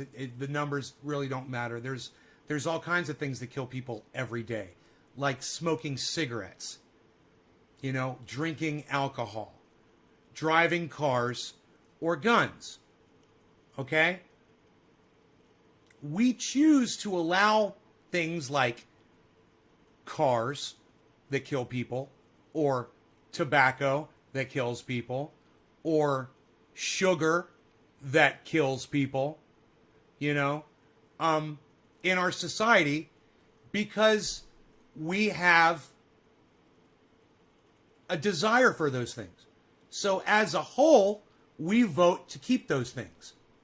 The reason we have guns is because as a whole, we've spoken and said we want to keep our guns.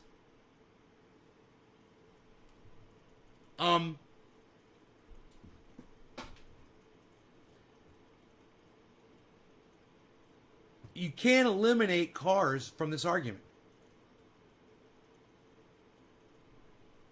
You can't eliminate cars by saying cars are kill less people and guns kill more people now. So that eliminates the argument.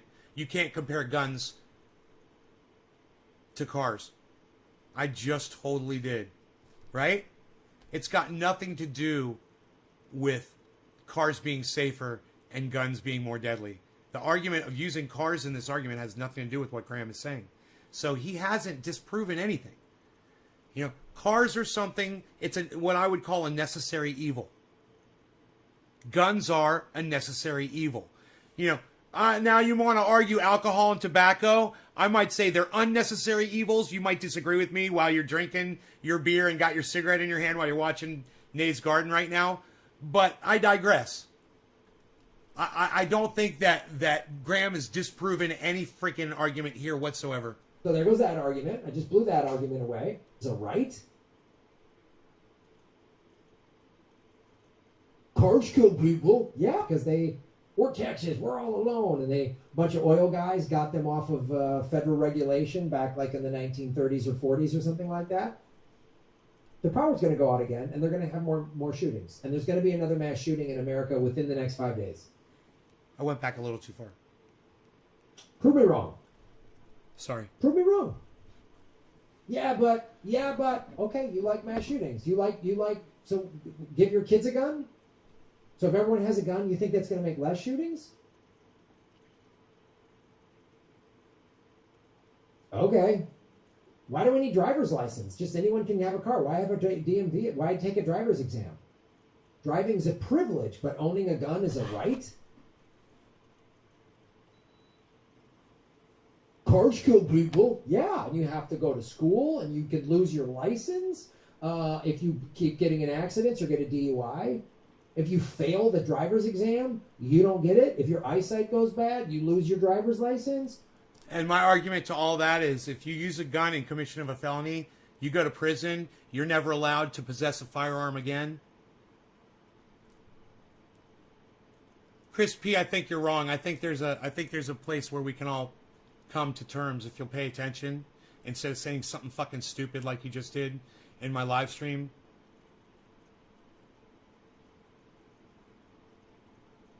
Well, I like what you said about never using alcohol when you've got firearms. Somebody almost shot me in the face with a machine gun when they were drinking alcohol. When you get too old, you lose it. It's gone. You lose it's a privilege. And the gun discharged. Almost hitting me in the face. The state can take your privilege, your driving privileges away, and cars have all these safety laws. The car of today is 100 times safer than the car of 50 years ago. Guns today, more lethal. So there goes that argument. I just blew that argument away. It's not an argument. Next argument. Next one. Not an argument. So we weren't arguing that. Nobody's arguing that. He's look at him fucking filibustering on that. Australia had a really horrific shooting in Tasmania in the early 90s. I remember that. And they said that, and the country overwhelmingly said, we're done. They passed all the strict regulations. And I say they don't have Donald Trump. It's really hard to get. You can still own them if you're like a rancher or something. It's really hard to get. They don't have Donald Trump And as a fucking president either. Or Joe Biden. How did that happen? Oh, there's no NRA. The NRA is a gun lobby. Yes. Right? And every time there's a mass shooting, gun sales go up. Yes, so, and I understand that. I have actually purchased firearms or bullets around those times. Number two, I'm thankful for the NRA. And you might fucking hate me for saying that, but they defend my right to have my firearm. So, you know, I know they're a bunch of fucking assholes. I know it's all about money, and I know you might not like the way they do what they do, but they accomplish for me, and they have always accomplished for me, what my goal is, and that is for me to keep my right to possess my firearms, you know? And I want everyone that's capable, willing to possess firearms to do so without being harassed or whatever. And if you want to deal with the people that are falling through the cracks, let's address it instead of going after my right to possess one. Okay, let's address the issues. The issues are kids getting killed. The issues are mass killings. We can totally talk about that. There's already plenty of ideas, and there could be plenty more. You know? So they infuse fear, and the NRA spends money primarily with the Republican Party, but they still spend on Democrats. Like AIPAC spends a little more with the Democrats than they do with Republicans, but they still spend across both parties. It's the same thing with the NRA. And they use fear-mongering and propaganda. Sure they do. Thank you. You know, I see some propaganda like showing like a guy, I don't know, something somebody put on. I gotta say, Grahm, you saying that everyone that is pro-gun is psycho and doesn't care about children, that's propaganda too, bro. You know, hey, I love you, but I gotta call you on your bullshit. I don't want people's children to die. All right? Some of my best friends, I always think about these kids, man. They've got beautiful kids, man. I freaking love them. And I would be devastated if something bad happened to their children. As if they were my own. I would be devastated. It was supposed to be some joke thing. It was like a guy having sex like he's a woman or something like that. It's basically saying this guy's a pussy. And it says guys ready for a dab? Sex like this are the same guys that Yabba-doo! Woohoo! Who's like, ha, ha, ha, ha. And I was like, oh yes, the American male, so easily propagandized by the NRA to think that their masculinity is tied to owning a weapon. The gun lobby thanks you. You push any of those pro gun? Does anybody know what I use this for? The gun lobby thanks you. They thank you so much. Like when it's just like when you say, "I will get a pay for Medicare for all." Big Pharma thanks you. Big Anthem Blue Cross, they thank you. The gun lobby thanks you. So, I need a gun for protection. Do you think your gun makes you immortal? No. You're still gonna die, right? No. Society collapse. That's straw manning right there. Now he's straw manning. No. I don't think my gun makes me immortal. Like I said, it's a deterrent. It helps me. You know, it's a tool. Like I said, I've used it before in a situation. I was all by myself. Only thing I had to defend me against somebody who was much bigger, much crazier, much more intimidating than I was a firearm. And when I let him know that on the other side of the door I had a gun pointed right at his head, he calmed the fuck down. You know, so I used the gun in a situation where I needed it. I was prepared to shoot him. You know, but the door was closed and it was locked, and he was saying he was going to kick it down. He was possibly on something, you know. So I was fearing for my life, and I got to tell you, I liked the guy. He's really likable. I didn't want to fucking shoot him, you know.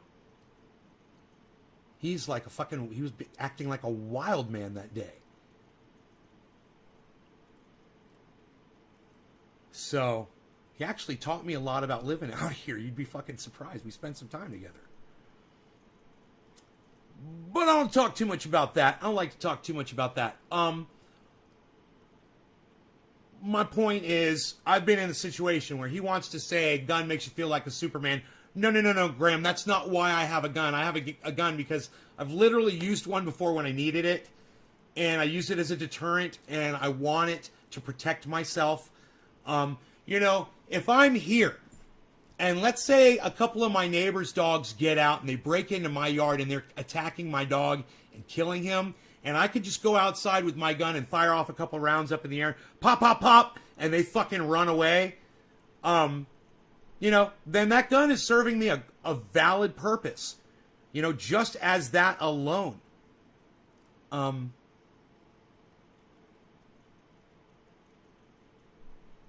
By Jason Holloway. Kneecap always on my first choice to do harm. Yeah, that's right, Jason. And that is true. What Jason says is a valid point. People that want guns, they can find them anywhere. It's a really good point, Jason. You restrict who can have guns, all the wrong people will have them, and the people that need them to protect themselves won't have them anymore. And you're turning a lot of us into victims or possible victims, and we don't want to be that. We want to be able to not be a fucking victim, you know, and we want to have the ability to at least fight for our own lives in a fair fight, you know.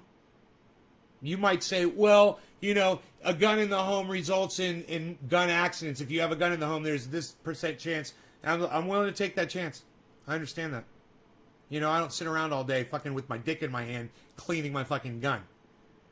You know, and I would have a tiny dick if I did. You know, don't sit around and fucking clean your guns, guys, okay?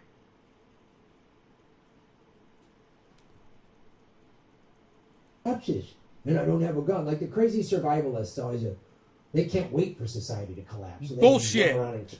Bullshit. Man, I hope I'm wrong. I hope Guy McPherson is wrong. I hope the world lasts a real long time. Hey, man, I hope fucking Elon Musk colonizes Mars and proves me wrong, man, and that there's a whole bunch of people living on Mars before I die. Wouldn't that be fucking great? God, that'd be fucking awesome. You know, convert it to goddamn oxygen over there, like, and cool it down. I don't know. Whatever the fuck you guys figure out how to do. That'd be fucking great. Go ahead and do it. Prove me wrong. It sounds a little challenging, though, doesn't it? Proving me wrong? So I just assume I like to play it safe. Yeah, I like to err on the side of caution. My father taught me that. It's always better to err on the side of caution. For me, erring on the side of caution is having a firearm in the house. You know? The error would be, if I had that gun with me and I was out in public and I was in a situation where I was going to be killed and I pulled my gun out and I shot somebody and killed them, you know, maybe I'd go to prison for 3 years. You know, maybe I'd be able to prove that I had to kill someone to save my own life. Regardless, I'd much rather be alive than dead. I'd rather err on the side of caution in that specific situation. Just as an example, right? I like to err on the side of caution. So, you know, you got to weigh the consequences. What's worse, going to prison? Maybe you go to prison for 10 years. Maybe they think it was premeditated murder. Maybe you go to prison for fucking 30 years. But you get out in year 31. Is that worth it? No, you got to weigh your options, what works for you. Never understood why people say colonize Mars when you could just fix the planet. I know, right, Josh? Josh, you're watching the right channel. Keep watching my channel, bro. Is there open carry in California? Not that I'm aware of, Chris. I don't know. I'm all for open carry. I'm all for that. I like I said, I've been in foreign countries where that was a thing, and it was cool, man. I sat on a bus next to someone that had a fucking Uzi, you know, strapped right to their chest. Sat right next to him. Automatic machine gun, dude. It was like this big, you know, like a cell phone, man. Dial up murder. Yeah, I might sound a little crazy about that. I might sound a little gun-ho. But let me tell you something. I'm not as gun-ho as Texans are. Kill people and be fucking savages. They can't wait for that shit. That's not true. To turn into the road. He's strawmanning right now. It's not true. I don't want to have to kill anybody ever. I never want to have to use my gun ever. Ever. I want to be prepared and understand how to use it and know if I have to that I'll be able to shoot somebody, you know? I never want to do that. Let me tell you something. I had a dream. You guys know this story. I had a dream. I killed somebody in the dream. And I remember after I did it, man, I felt bad. I felt really bad. I knew, though, after I did it, I knew that I could do it. But I indiscriminately shot somebody through a door so many times. You know, I knew that I killed them. It was just so clear. And, man, I'll never forget. I was fucking the bullets going through the door. He was a big dude in the body, dropping and hitting the ground. And that sound of his body hitting the ground, it was so horrible because there was nothing there to catch him. You know, there was no muscle. And so his body just sounded like a fucking bag of like laundry, you know, just hitting the ground. It just sounded so, it was so vulgar, man. You know, I'll never get that out of my head. And, you know, if I had to do it, I'd feel fucking horrible, man. I don't want to have to kill anybody ever, man. I had 2 people threaten me. Totally fucking threatened they were going to murder me, blah, blah, blah, blah, blah. Hey, man, after time, they fucking looked me up and they were like, bro, I checked out your show the other day and everything. I'm sorry, blah, blah, blah. Hey, man, can we let bygones be bygones? And I was always like, yeah, man, absolutely. You know, I have no problem with that. That's great. You know, you're growing and you don't want to kill me anymore. So, yeah, I support you. You know? Absolutely. I just want to get along with everybody. So, Grahm, don't straw man people that are pro-gun. You're misrepresenting me, and you're propagandizing your side of this argument, and at my expense. But I love you, bro. I love you, but you need to understand that there's another side to this argument. There's people that love you, bro, that support you in everything you do, and I always will, that disagree with you on this subject. When society collapses, what are you going to do? Punch my way. I'm out. Punch my ticket. I'm done. Really? Society just becomes like mayhem. There's just roving gangs. Sounds like my in the sister. streets, and people are just getting raped and killed. What the fuck do I want to live in that world for? Grahm, I'm going to offer you an invitation because I love you so much. Grahm Elwood, when society collapses, you and your family can come live with me on the mountain. How's that? All right? That option is open to you. Now, I'm not saying that you're still not going to punch your ticket. But if that were to ever happen, you might actually be in a place where you want to live. You might have a beautiful counterpart. You might even have children. You might have a pet that you love, that you want to protect. And you might be like, wait, dude, if I'm going to punch my own ticket, I got to punch their tickets first?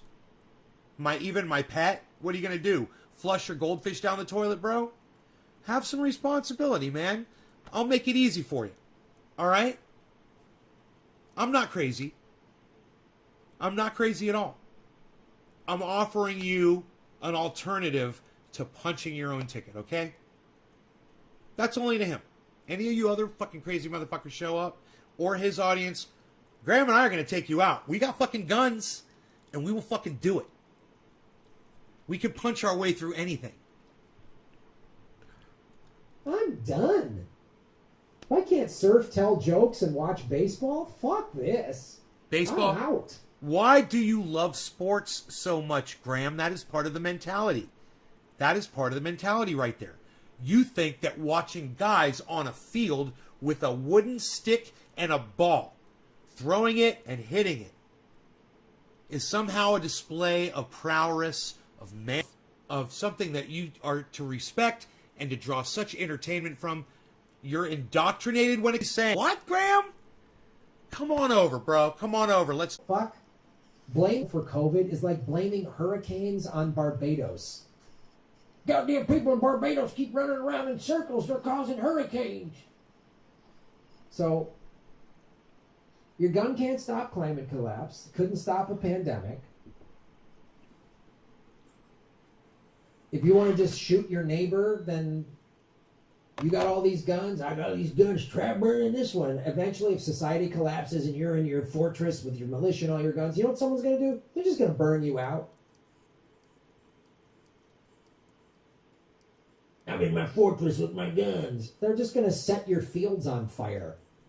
And there's nothing you're going to be able to do about it. They're going to smoke you out till you smoke to death and die. They're going to cut off your food supply. They're going to contaminate your water. That's how, like, savage tribal shit would go down. That's how that'll work.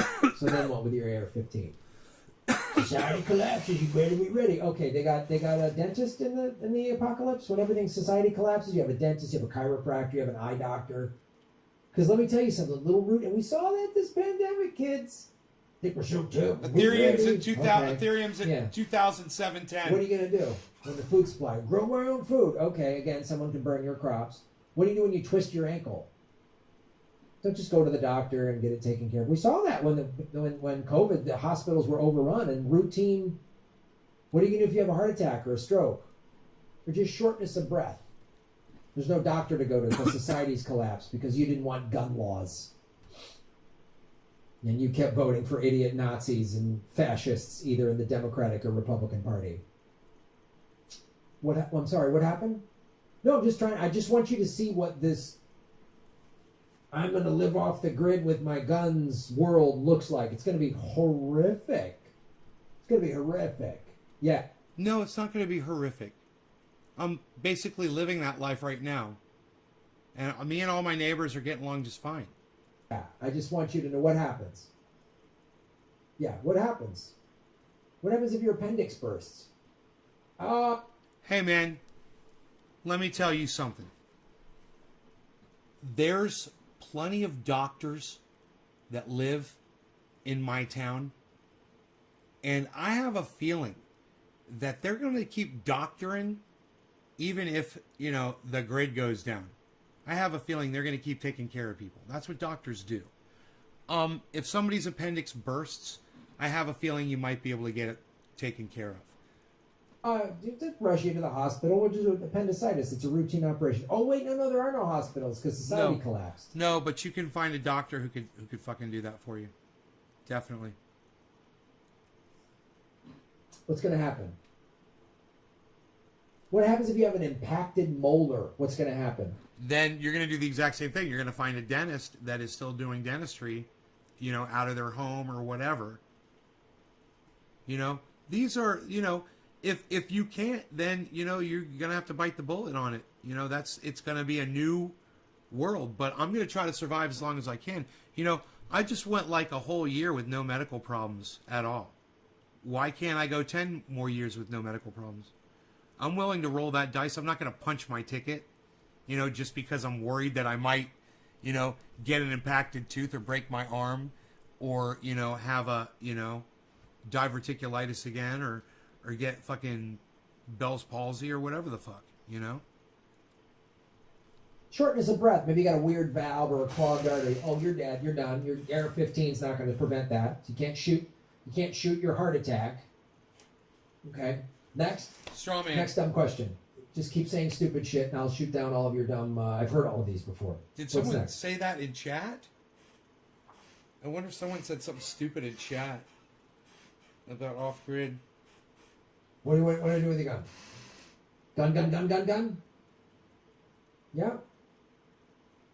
Okay. What do you do when your neighbor turns on you? What if your neighbor has a bunch of guns and they just decide to turn on you? Because you have all the food and they don't. Okay. And they've got kids. That's why you should organize with your neighbors, and everyone should learn to get along and live together, and you create a community inside your neighborhood where everybody knows everybody and you all help and take care of each other. And then when somebody needs medical treatment, somebody might know a person outside your network who is a doctor or specializes in the kind of medical care that you need.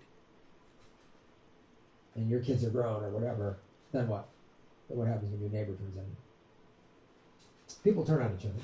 It happened in Europe when the Nazis gained power in certain countries. Some of the people watch these documentaries like, oh, God, we were in Hungary and our neighbor... Wow, you're talking about Nazis pulling people out of their homes. Wouldn't it have been nice if they had their guns and the Nazis hadn't confiscated them? Think about that, Grahm. Why don't you address that, Grahm? Since you brought it up, it's on the table now. Neighbors, they turned on us because the Nazis came in and they just went with the most powerful team and they turned on us. People that work together, like community gardens and let's all work together, they'll survive. But just gun, me, selfish gun, you're done. There, he just said it. Him and I totally agree. You see how easy that is?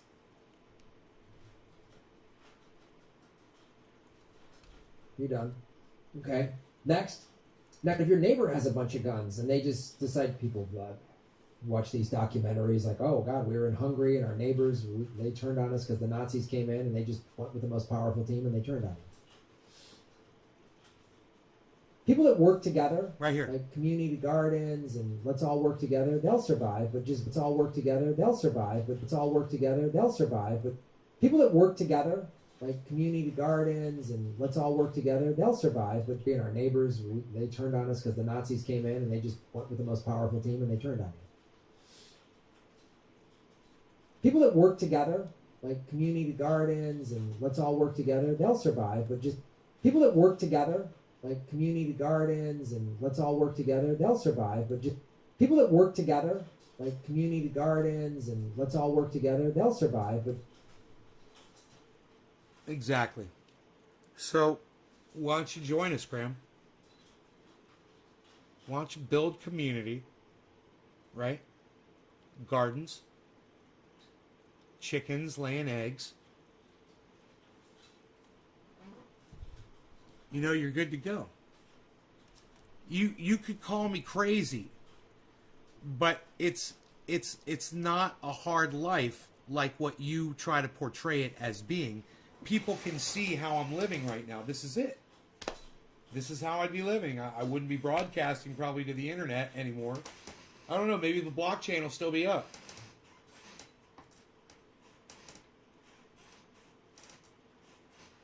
You know, a lot of the blockchain is supposedly running on green energy. Maybe the blockchain will still be up. Maybe I'd still be broadcasting. Who knows? My point is this. You've got a lot of negative things to say about things you know absolutely nothing about, Graham. But it's funny because you make the one statement that matters.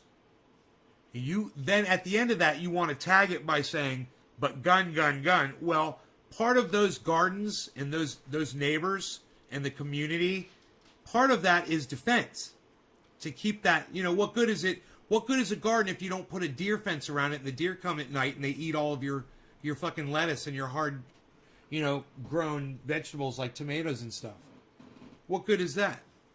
You know, what good is your community if you don't have cameras set up, you know, security patrolling, you know? These are things that a lot of people have already thought about. We've been in this situation, Graham. We've been burned out of our neighborhood before several times. We know what it's like. Just gun me, selfish gun. No, it's community, bro. It's community, like you said before. You're done. You're done. Fall down a flight of stairs. There's no hospital to go to. No, I'm in a soft cast for 6 weeks, but then I'll be good. And then I do physical therapy. There's no physical therapy. That's gone. Done. Okay. Then what?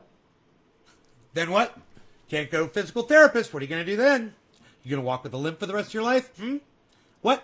Oh, so what? You're going to be out on a mountain watching the sunset and you need to go get yourself a Pepsi and, oh, that's right, they don't make Pepsis anymore. So you're going to go get some water and then you go get some water, but you're walking with a limp to go get your water? I destroyed that argument.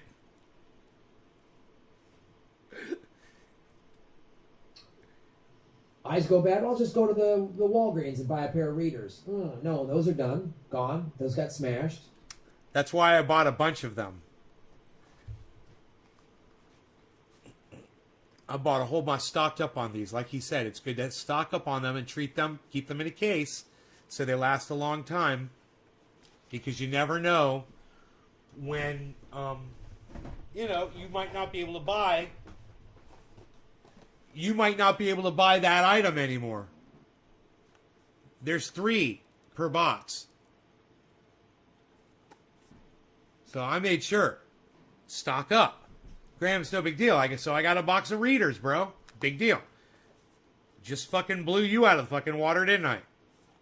Oh, you don't think that there's readers in here? Well, let's find out. Maybe I'm just full of shit. Huh, I wonder what this is. Ooh, still got the tag on it. Still got the tag on it. What are these? What are these? What? Let me ask you a question. What the fuck are... Ooh! Grahm Elwood is here. Ooh, is Grahm here? Oh, this is a pre-recorded, I think. Ooh, ooh. Grahm Elwood. Hello, Grahm with the guns. Oh, he's got the guns. Grahm Elwood with the government secrets and the Lee camps. Oh, yes, and the guns and the... Oh, and the shaving the knuckles for justice. Oh, you must love him. So I've got this pair right here. And what's this? What do you think this is? I don't know. Let's find out. Remember, I got these right here, too. I got these. These are the ones I use. What's this? Whoa, these have a tag on them, too. Brand new readers, Grahm? Wow, man. Let me tell you something, Graham. Your arguments are really weak and really easy to just, woo! What is going on, everybody? I'm back so quickly. Oh, this is a new pair. Oh, I'm going to be around for a very long time. We've got a lot of pairs of sophisticated nay. Oh, in cold storage, don't we, So, Grahm, Elwood it is. Let's go back and hear what our friend has to say. Okay, next. Next. Got a nice dog. Oh, your neighbors ate your dog because there was no more food.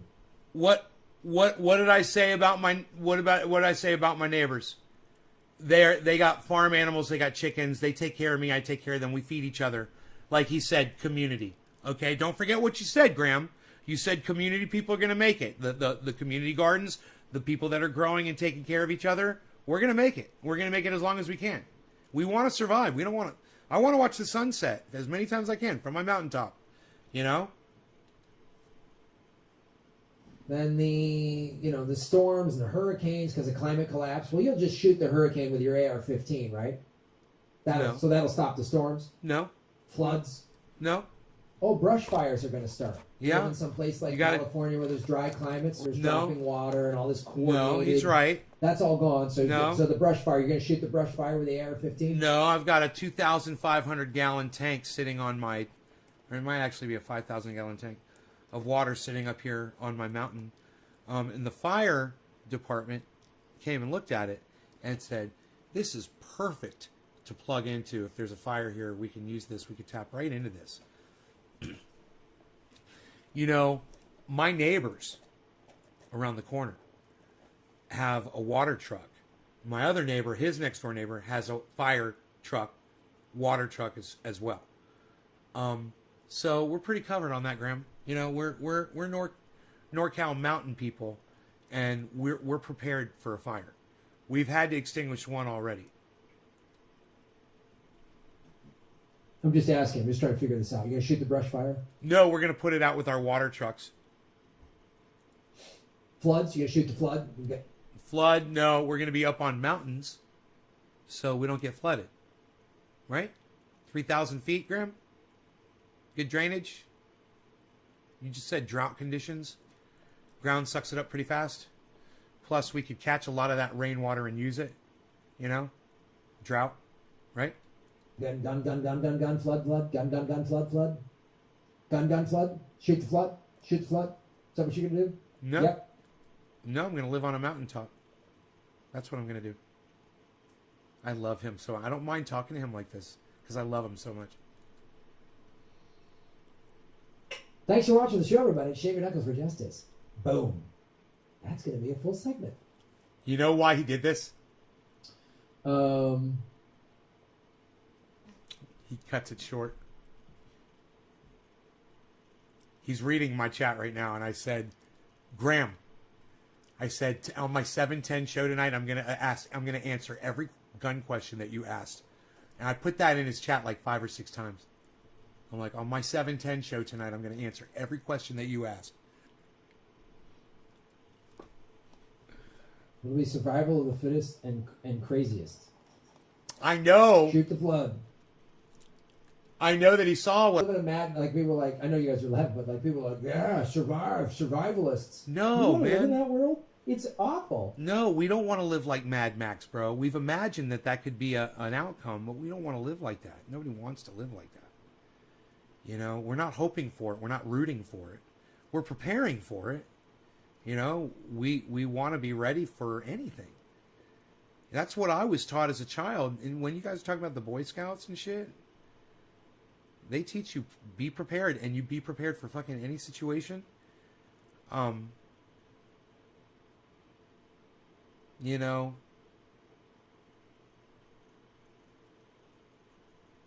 it's true, man. And there's nothing wrong with being prepared. You know, I have a feeling that Grahm, when he's going out surfing in the middle of the day, you know, and it's sunny out, he probably puts fucking suntan lotion on. He looks like he takes care of his skin, right? I don't see any sunburn on him, and he surfs all the time. What's he doing? He's protecting himself. There's nothing wrong with protecting yourself. You know, you know, you might say, "Oh well, you're protecting yourself while other people you're putting their children in harm's way." Maybe it's a bad analogy. You know, suntan lotion versus a firearm. This fucking candy ass country couldn't go 3 goddamn months. The first 2 months of the pandemic was like everyone working together. We got to protect the elderly and people with pre-existing conditions. We're going to go out and bang our pots and say yay and support, you know, essential workers. That was really cool. Everybody working. We're all in this together. By the month 3, everyone started complaining. Goddamn London got bombed every day for 3 years straight during World War II. The Nazis bombed London every day. And the Brits would just go down into the tube, which is the subway. Those were the bomb shelters, and just boom, boom, boom, just hell from above, just destruction. And they just like, stiff upper lip, carry on, cheerio. They did that for 3 years. This candy ass country, by the 3rd month, we're like, we're going to take over the Michigan Capitol because we can't get a haircut. I've got my gun. I need my gun. I'm scared of everything, so I'm going to shoot it. Gun.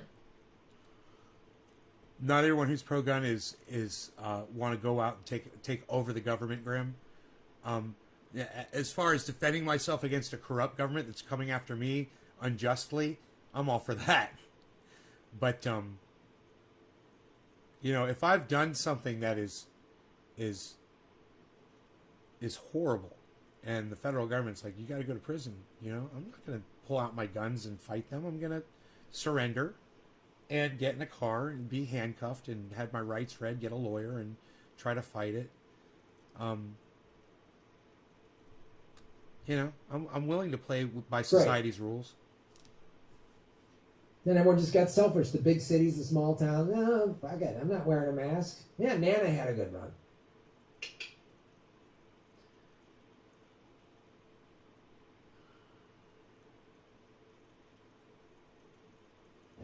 Doc Terminus, shave your knuckles for justice. Please stop bad-mouthing the military, especially the influence in movies. You're going to need at least an aircraft carrier to lead, act, and direct the Muppet Rising. 8 months. Yeah, 8 months, not 3 years. He's strawmanning a little bit.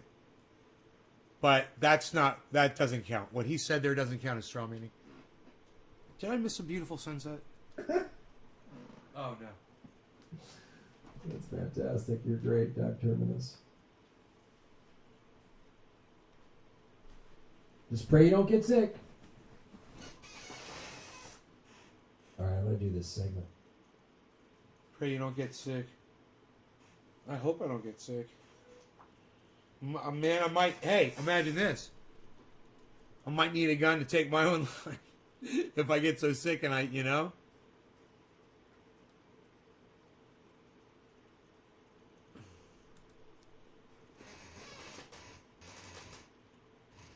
Squeaky Mike. I heard this on my headphones. Only one of my headphones. Hello, everybody. My name is Grahm Elwood, and you are watching Political Vigilante. Look at it rise up just like my vegan guns. My vegan guns are making Gotham great again, folks. First headlining show, Sunday, May 30th.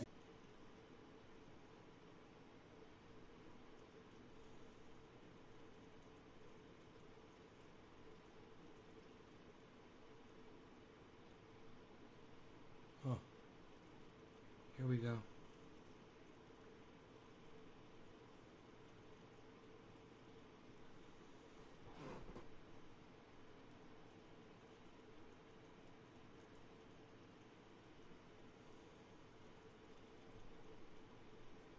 It needed to go outside of the company responsible for the leak to fix the leak. Well, we had given the responsible party the chance to contain the spill. There was a little bit of a disagreement between the government and the responsible party of exactly what was going on down there. And when... Can you believe she's a real person? She looks like a caricature of herself. They didn't act, I went ahead and partially federalized the case and hired the contractor that we chose, and they got the job done. Look at that fucking hairline. Uh-oh. Would end up collecting 1,000 gallons of leaking oil a day. Look, guys, I'm so sorry, but Around It's dropping frames, guys, so I'm going to close it. Okay.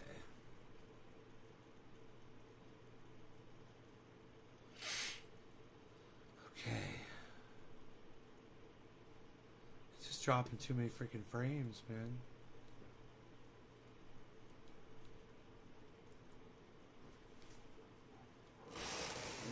You got your COVID shot? That's awesome, bro. Oh yeah. Good. He should get his facts straight. Yeah, well, you know, we're doing as good as we can on here, and it's okay if he got something a little wrong. It didn't. That fact didn't really matter in the grand scheme of what he was saying. It didn't really matter if they were bombing him for 6 months or they were bombing him for 6 years. You know, they were getting bombed and it was horrible. And he's trying to say they had to withstand a horrible thing, and it made them stronger, you know. And he was comparing that to COVID, and people acting like, oh, I won't have any toilet paper, you know, and freaking out over not having toilet paper. It's a good analogy, actually. I liked it. He got his facts wrong. So, wow, okay, I just lost 5 people. Okay. That's cool. I was dropping frames really bad, so I'd close everything up. No idea what's going on. You guys are the best audience in the world, and I love you, and I want to say thank you so much for watching, you guys. Thank you. I'll see you on the next live show. Alright? You guys take care. I'll see you on the next one. Aight? Yo, yo, yo. Love you guys. Thanks for watching. Maybe I'll pull up the crypto one more time. Is the crypto?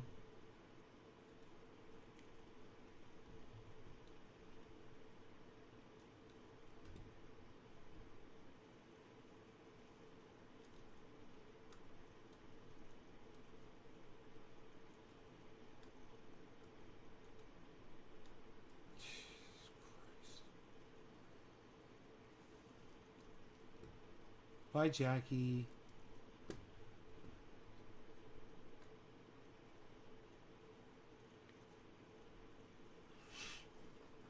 It's the 24-hour change?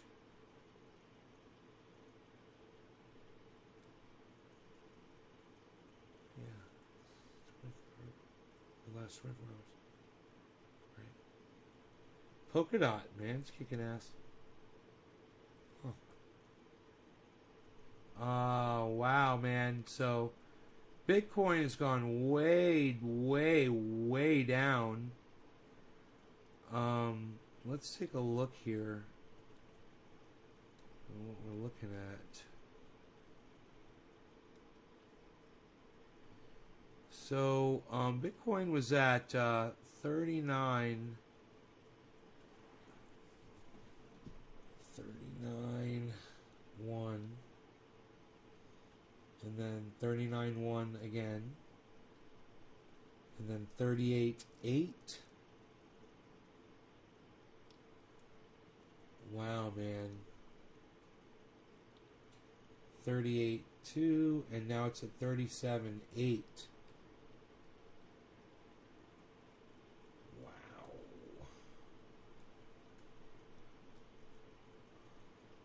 Holy shit.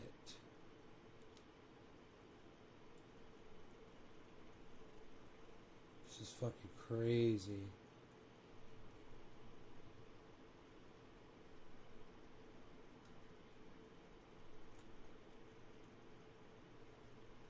Okay.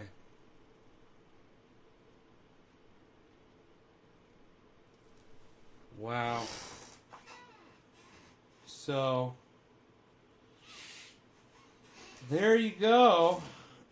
Bitcoin's at 37.8. It's 37.9. That is, it didn't reach what it had to reach, and this could be really bad, guys. So, it's been a steady drop. If you look over the last 12 hours, it's been just dropping steadily. So it is in there doesn't seem to be anything out in front changing the pattern. Oh, well, no. Cardano and Matic have changed the direction. That's good. So here, let's see what's going on.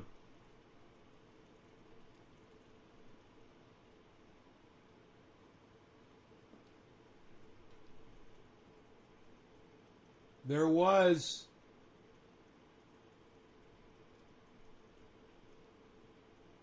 a couple of lifts upwards in the last few minutes.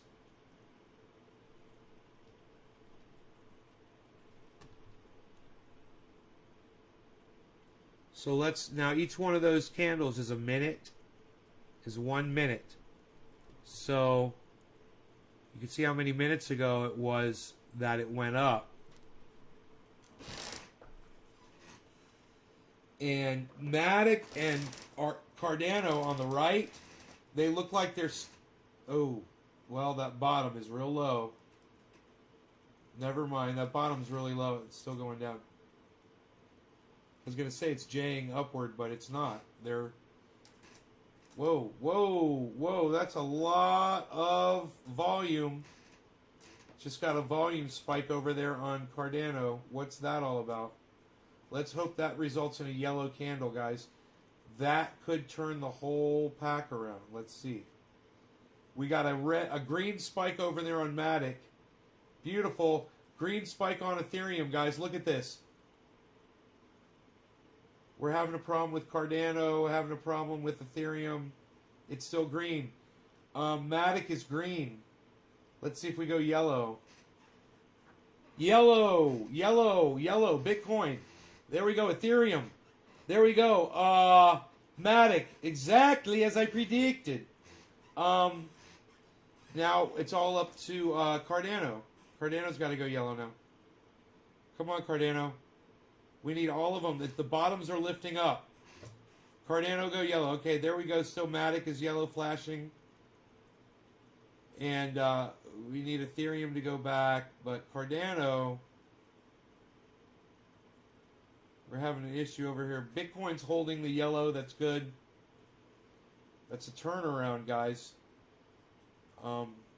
Let's just see what happens. If we get a V upwards, 37.7 is our test point, actually. So if we can hold 37.7, that's great.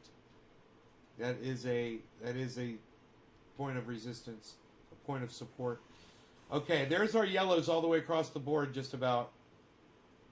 That's a good sign for hopefully a turnaround. Let's see what happens.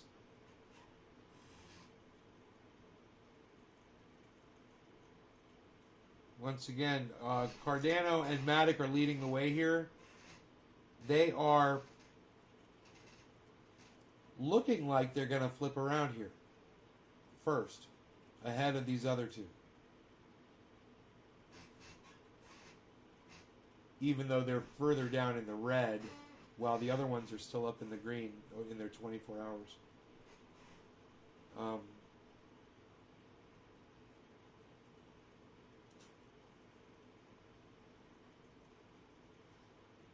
There's our first sign of green there with Cardano. Nice high. There you went to a double yellow marker.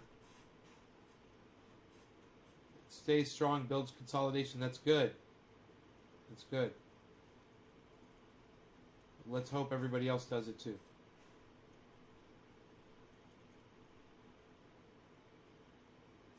All right, so let's do this.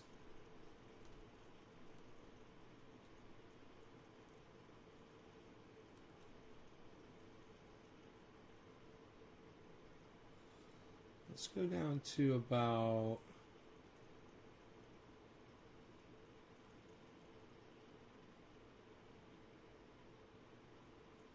Yeah, about 10 minutes or so.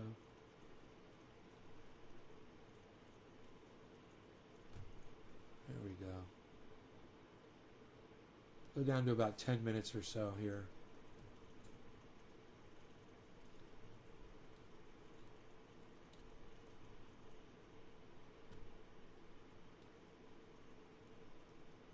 All right, so what are we looking at? Here, here, not so much here, not so much here. We got a setup here on Ethereum, guys. So we're ready for Ethereum to blast first. I think Ethereum's going to blast first because of this setup.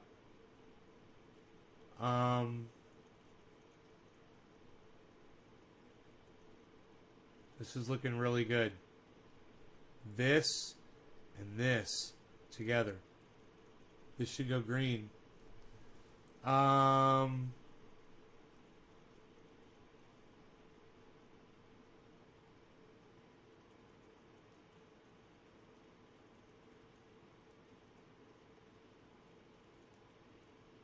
We're getting set up right here too. Look at this.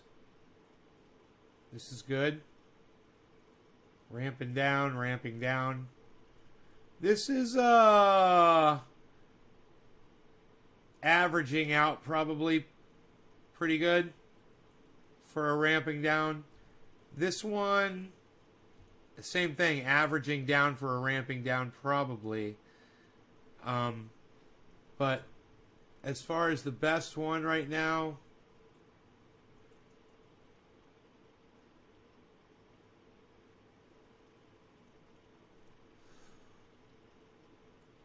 let's just see a little longer term here. What has happened? Man, Ethereum is really looking like it's set up and ready to go. We're getting yellow markers on all the other cryptos. But Ethereum is the one. Well, Bitcoin's got a nice ramp down. Oh, there's the green on Bitcoin and Matic. All right, Matic and Bitcoin.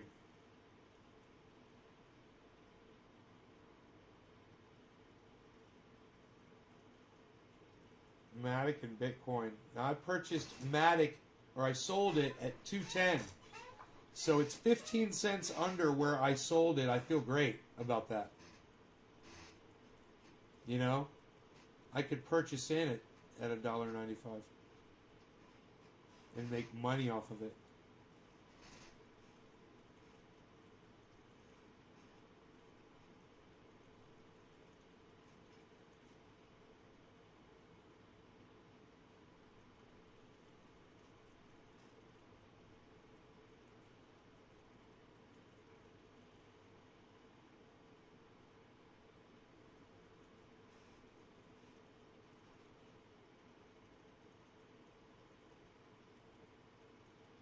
It was down to a... Dude, the 24-hour low is $1.93. And it's at a 194 right now. Good time to purchase it, man. If you were going to purchase Matic. Dude, it's at its daily low right now. Yeah, it might sink down further. But, wow. If you wanted to get some Matic, man... Is I sold it at 210, then come back in and buy it at 194, or for me it would be like 197, probably. And if it goes down lower, holy shit, I might just have to buy it back. Would that be the right thing to do? Might be too late. This could be the turnaround. See, you never know. You buy a little bit. Usually I'll just buy a little bit and watch what the market does. Let me see here. Where would I do it from? Where did I move it to? Right here. Let me see. Let me see what I got here.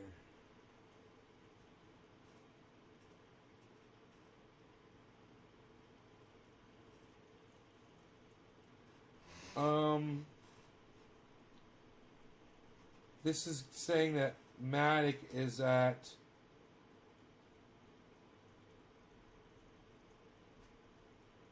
$1.94. Huh. Yeah, man, $1.93 is the daily low. Huh. So let's get a little bit.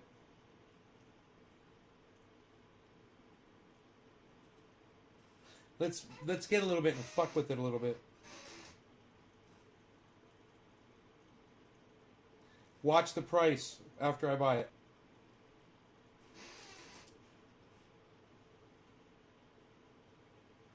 $7 fee. I'm getting it at $1.96. Fucking A. Okay. I just got a little bit at $1.96. Now let's see what it does. It's going to blast up now, right? There it is, $1.96.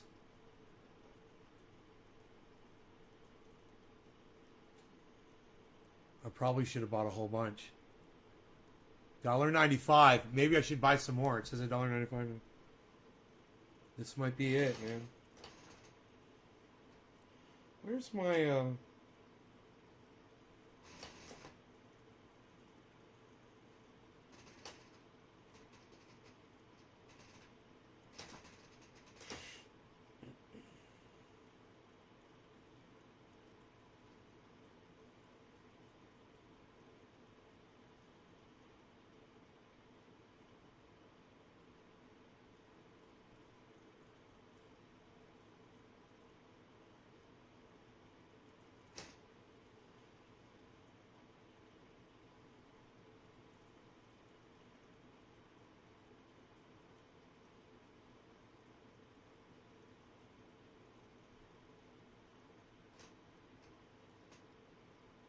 shit. Dude, it's about to drop, isn't it? Look at that purple stick.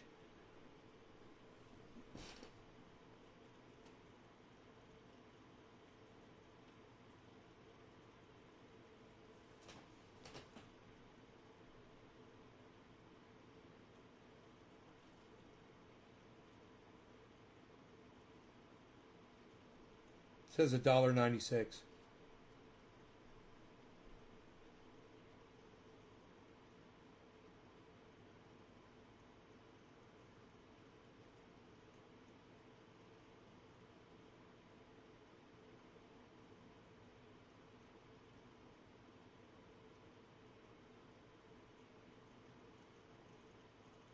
What do you think?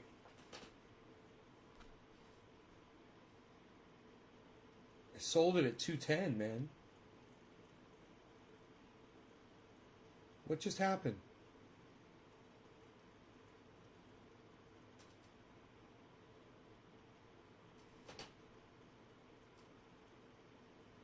It's decreasing.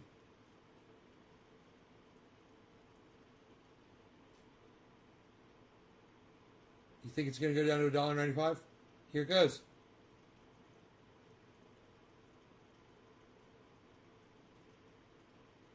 Oh, it's going up again. Look at that percentage. Negative 3.7. Negative 3.8. You know, it's like, do you want to be patient? Do you want to wait? Or is it going to blast up? It's nighttime. It's probably going to go down. You know? Negative 4. Negative 4. Negative 3.9. Look at this. Negative 3.9. Negative 4. I got my finger on the trigger right here. Negative 4. No pun intended. Negative 3.7. Negative 3.8. It says $1.95. $1.95.84. $1.95.81. It's still at $1.96. Huh.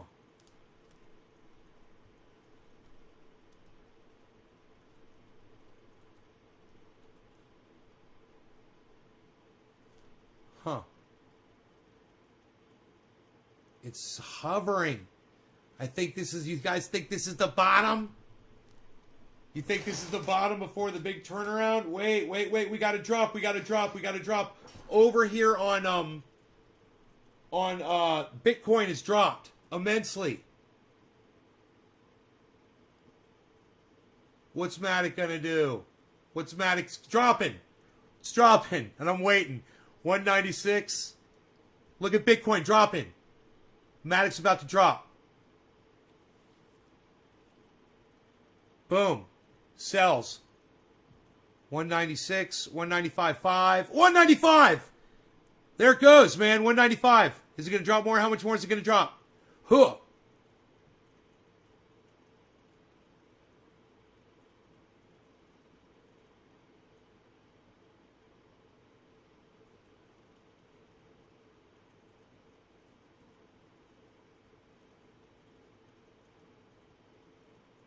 It's down real low, 194.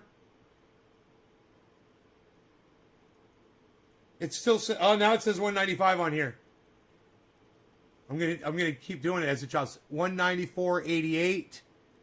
What are we doing over here, guys? Our predictor is Bitcoin. Bitcoin seems to be leading. Okay. Down lower, 194.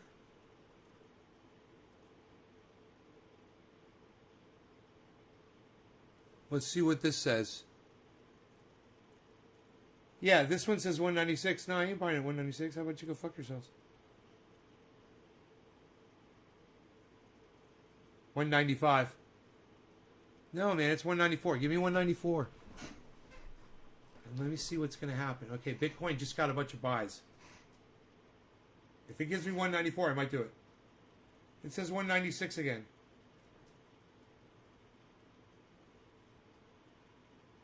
$196 again. 195. 194.4, 194.3. 195. 194.4, 194.5, 194.4. Dude, get me down to 194.4. Get me down to 194. Come on, right now. I'll buy it if you get me down to 194. Look at that. It's what it says. 4. Come on, 4. We can do it. 95. Come on, man. Come on. Look at this. 94.2. 94.0. It's dropping. It still says 195. Fuck you. Drop it. They're lagging behind. Fuck these motherfuckers. 194. There it is. And we're at 193 up here. 193.9. 193.9. 193.9. This is fucking beautiful, guys. 193.8. 193.8. What's going on? Bitcoin's jaying a little bit. All right. I think this is 193.5. 193.5. 193.6. 190. I got 195 here. Wait, 195. Fuck you. Come on. I got 193 up there. No, not 195. Look at this, 193. Fuck you. Fuck you, 193.5. Dude, you don't think I'm watching this shit? You guys are lying. 194. 194. Dude, I think a mosquito just bit me on my face. 193.4. What's happening with the rest of the market? It's turning around. I'm going to try one more time. 194. Dude, 194. It's turning around, dude. It's just about. I'm thinking I can get 193, dude. It's turning around, but I'm going to get it. I'm getting it at 194. I'm cool. I'm getting it at 194. 194 is beautiful. 193. It's dropping. I got it. Dude, I just think I got bit by a mosquito on my fucking hand while I was doing this. 193, and everything's going yellow on the screen, guys. So, you know what they always say? They say no one can ever predict the very bottom of a dip. So, it'll be interesting. The low today of Matic, guess what it is? It's at 193, and I got it at 194. The all-time low is 193, and that's with this app.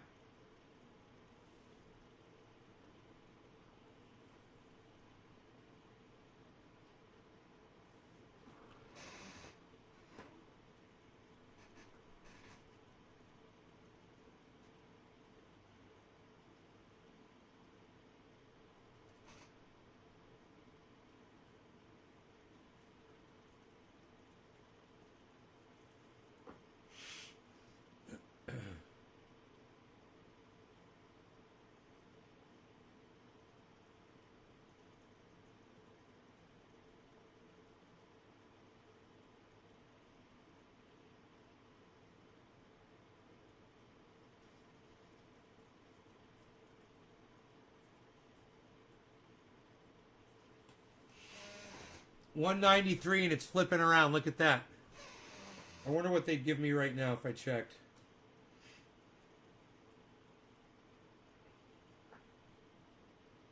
Let me see what price they're doing.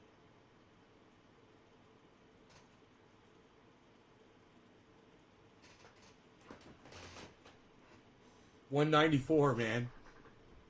194 is the bottom that they'll go. Isn't that funny?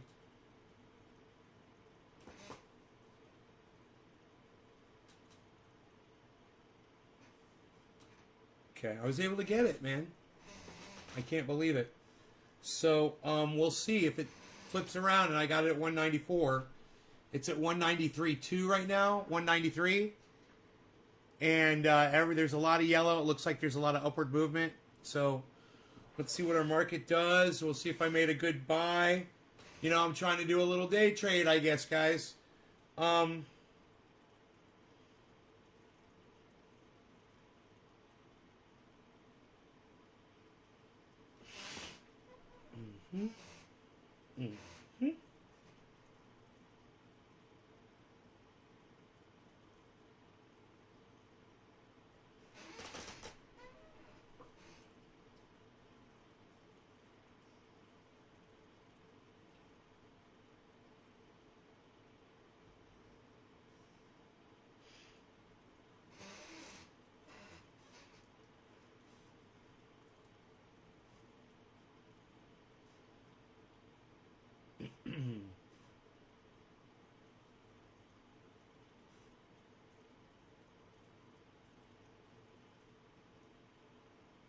193, it's dropping. Because I bought it. It's 192.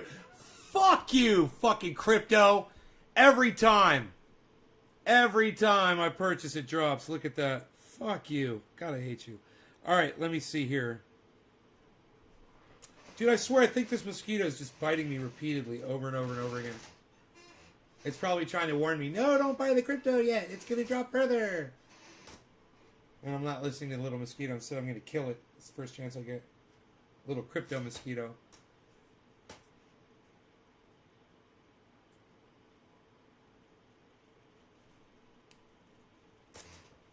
Motherfucker.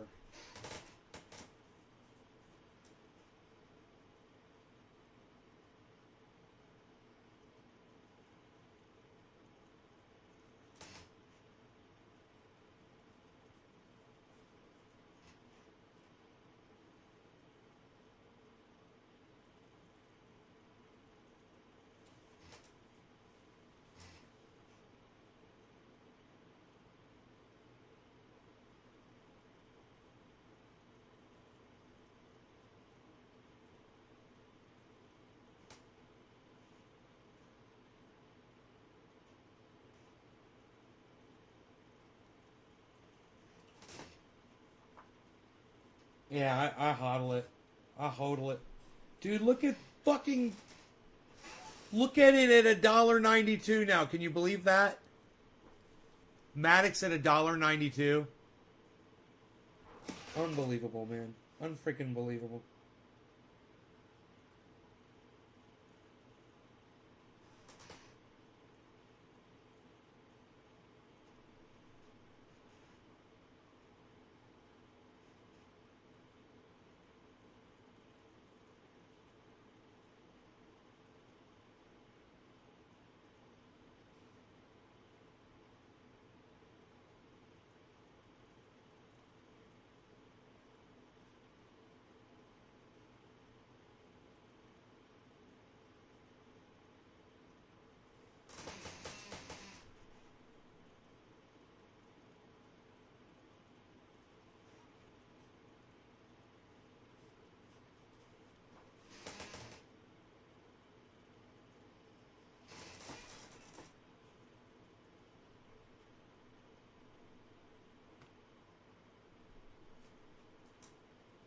Crypto's fun for day trading.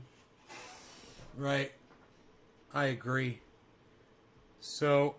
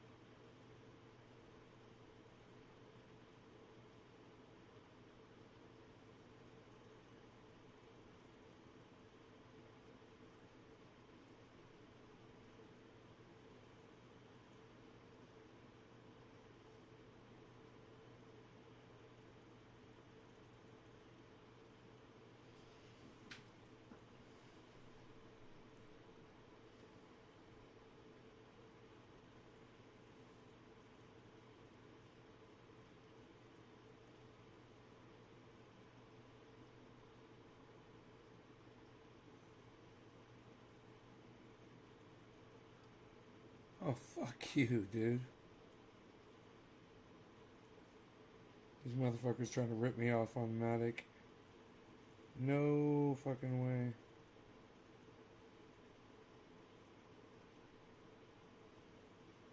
They say it's $1.92, right? You gotta buy it, and then they're charging you $1.95 to buy it. Fuck off. Every time, man.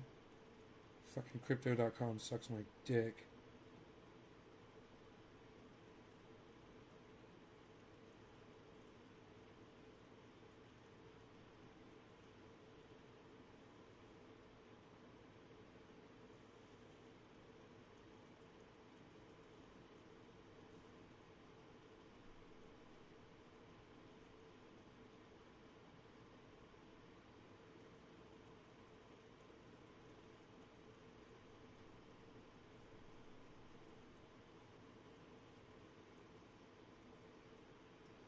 Oh, dude, you can't send fucking fiat.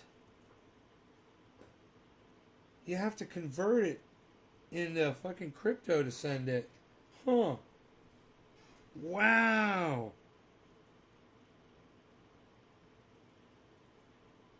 So if I wanted to get fiat over there.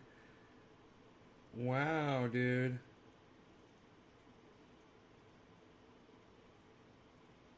I have to purchase some crypto. Isn't that crazy? To move my fucking cash. Or I could send it straight to my bank. No fee for doing that. And then, you know, just use my debit card. But then there's a fee for doing that. Warren Buffett, he's old school, maybe 2 cents when he says Bitcoin's no good. I think he's an idiot, you know. You know, he doesn't want you to be wealthy, bro.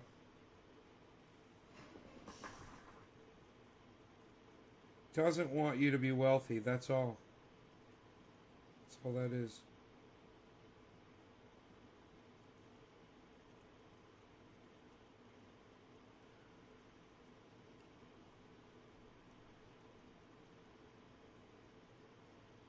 Huh.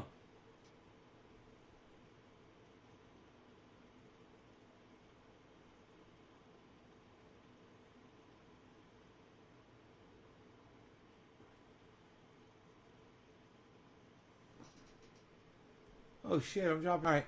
You guys, I'm out of here. Thanks for watching. I hope you can hear me still. I hope you can hear and see me. You guys take care, and I will see you on the next one. Thanks, guys.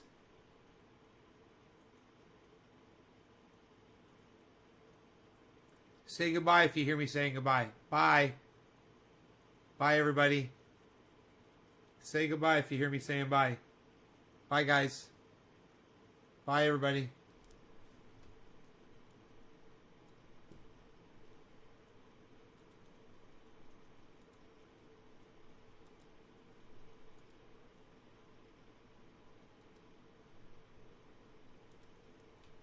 Bye, guys. Bye, everybody. If you guys can hear me, I'm leaving. Bye, guys. Bye. Bye, everybody. Thanks for watching. I'll see you tomorrow morning. I wanted to make sure I was connected. All right, take care, everybody. Bye. Bye, guys.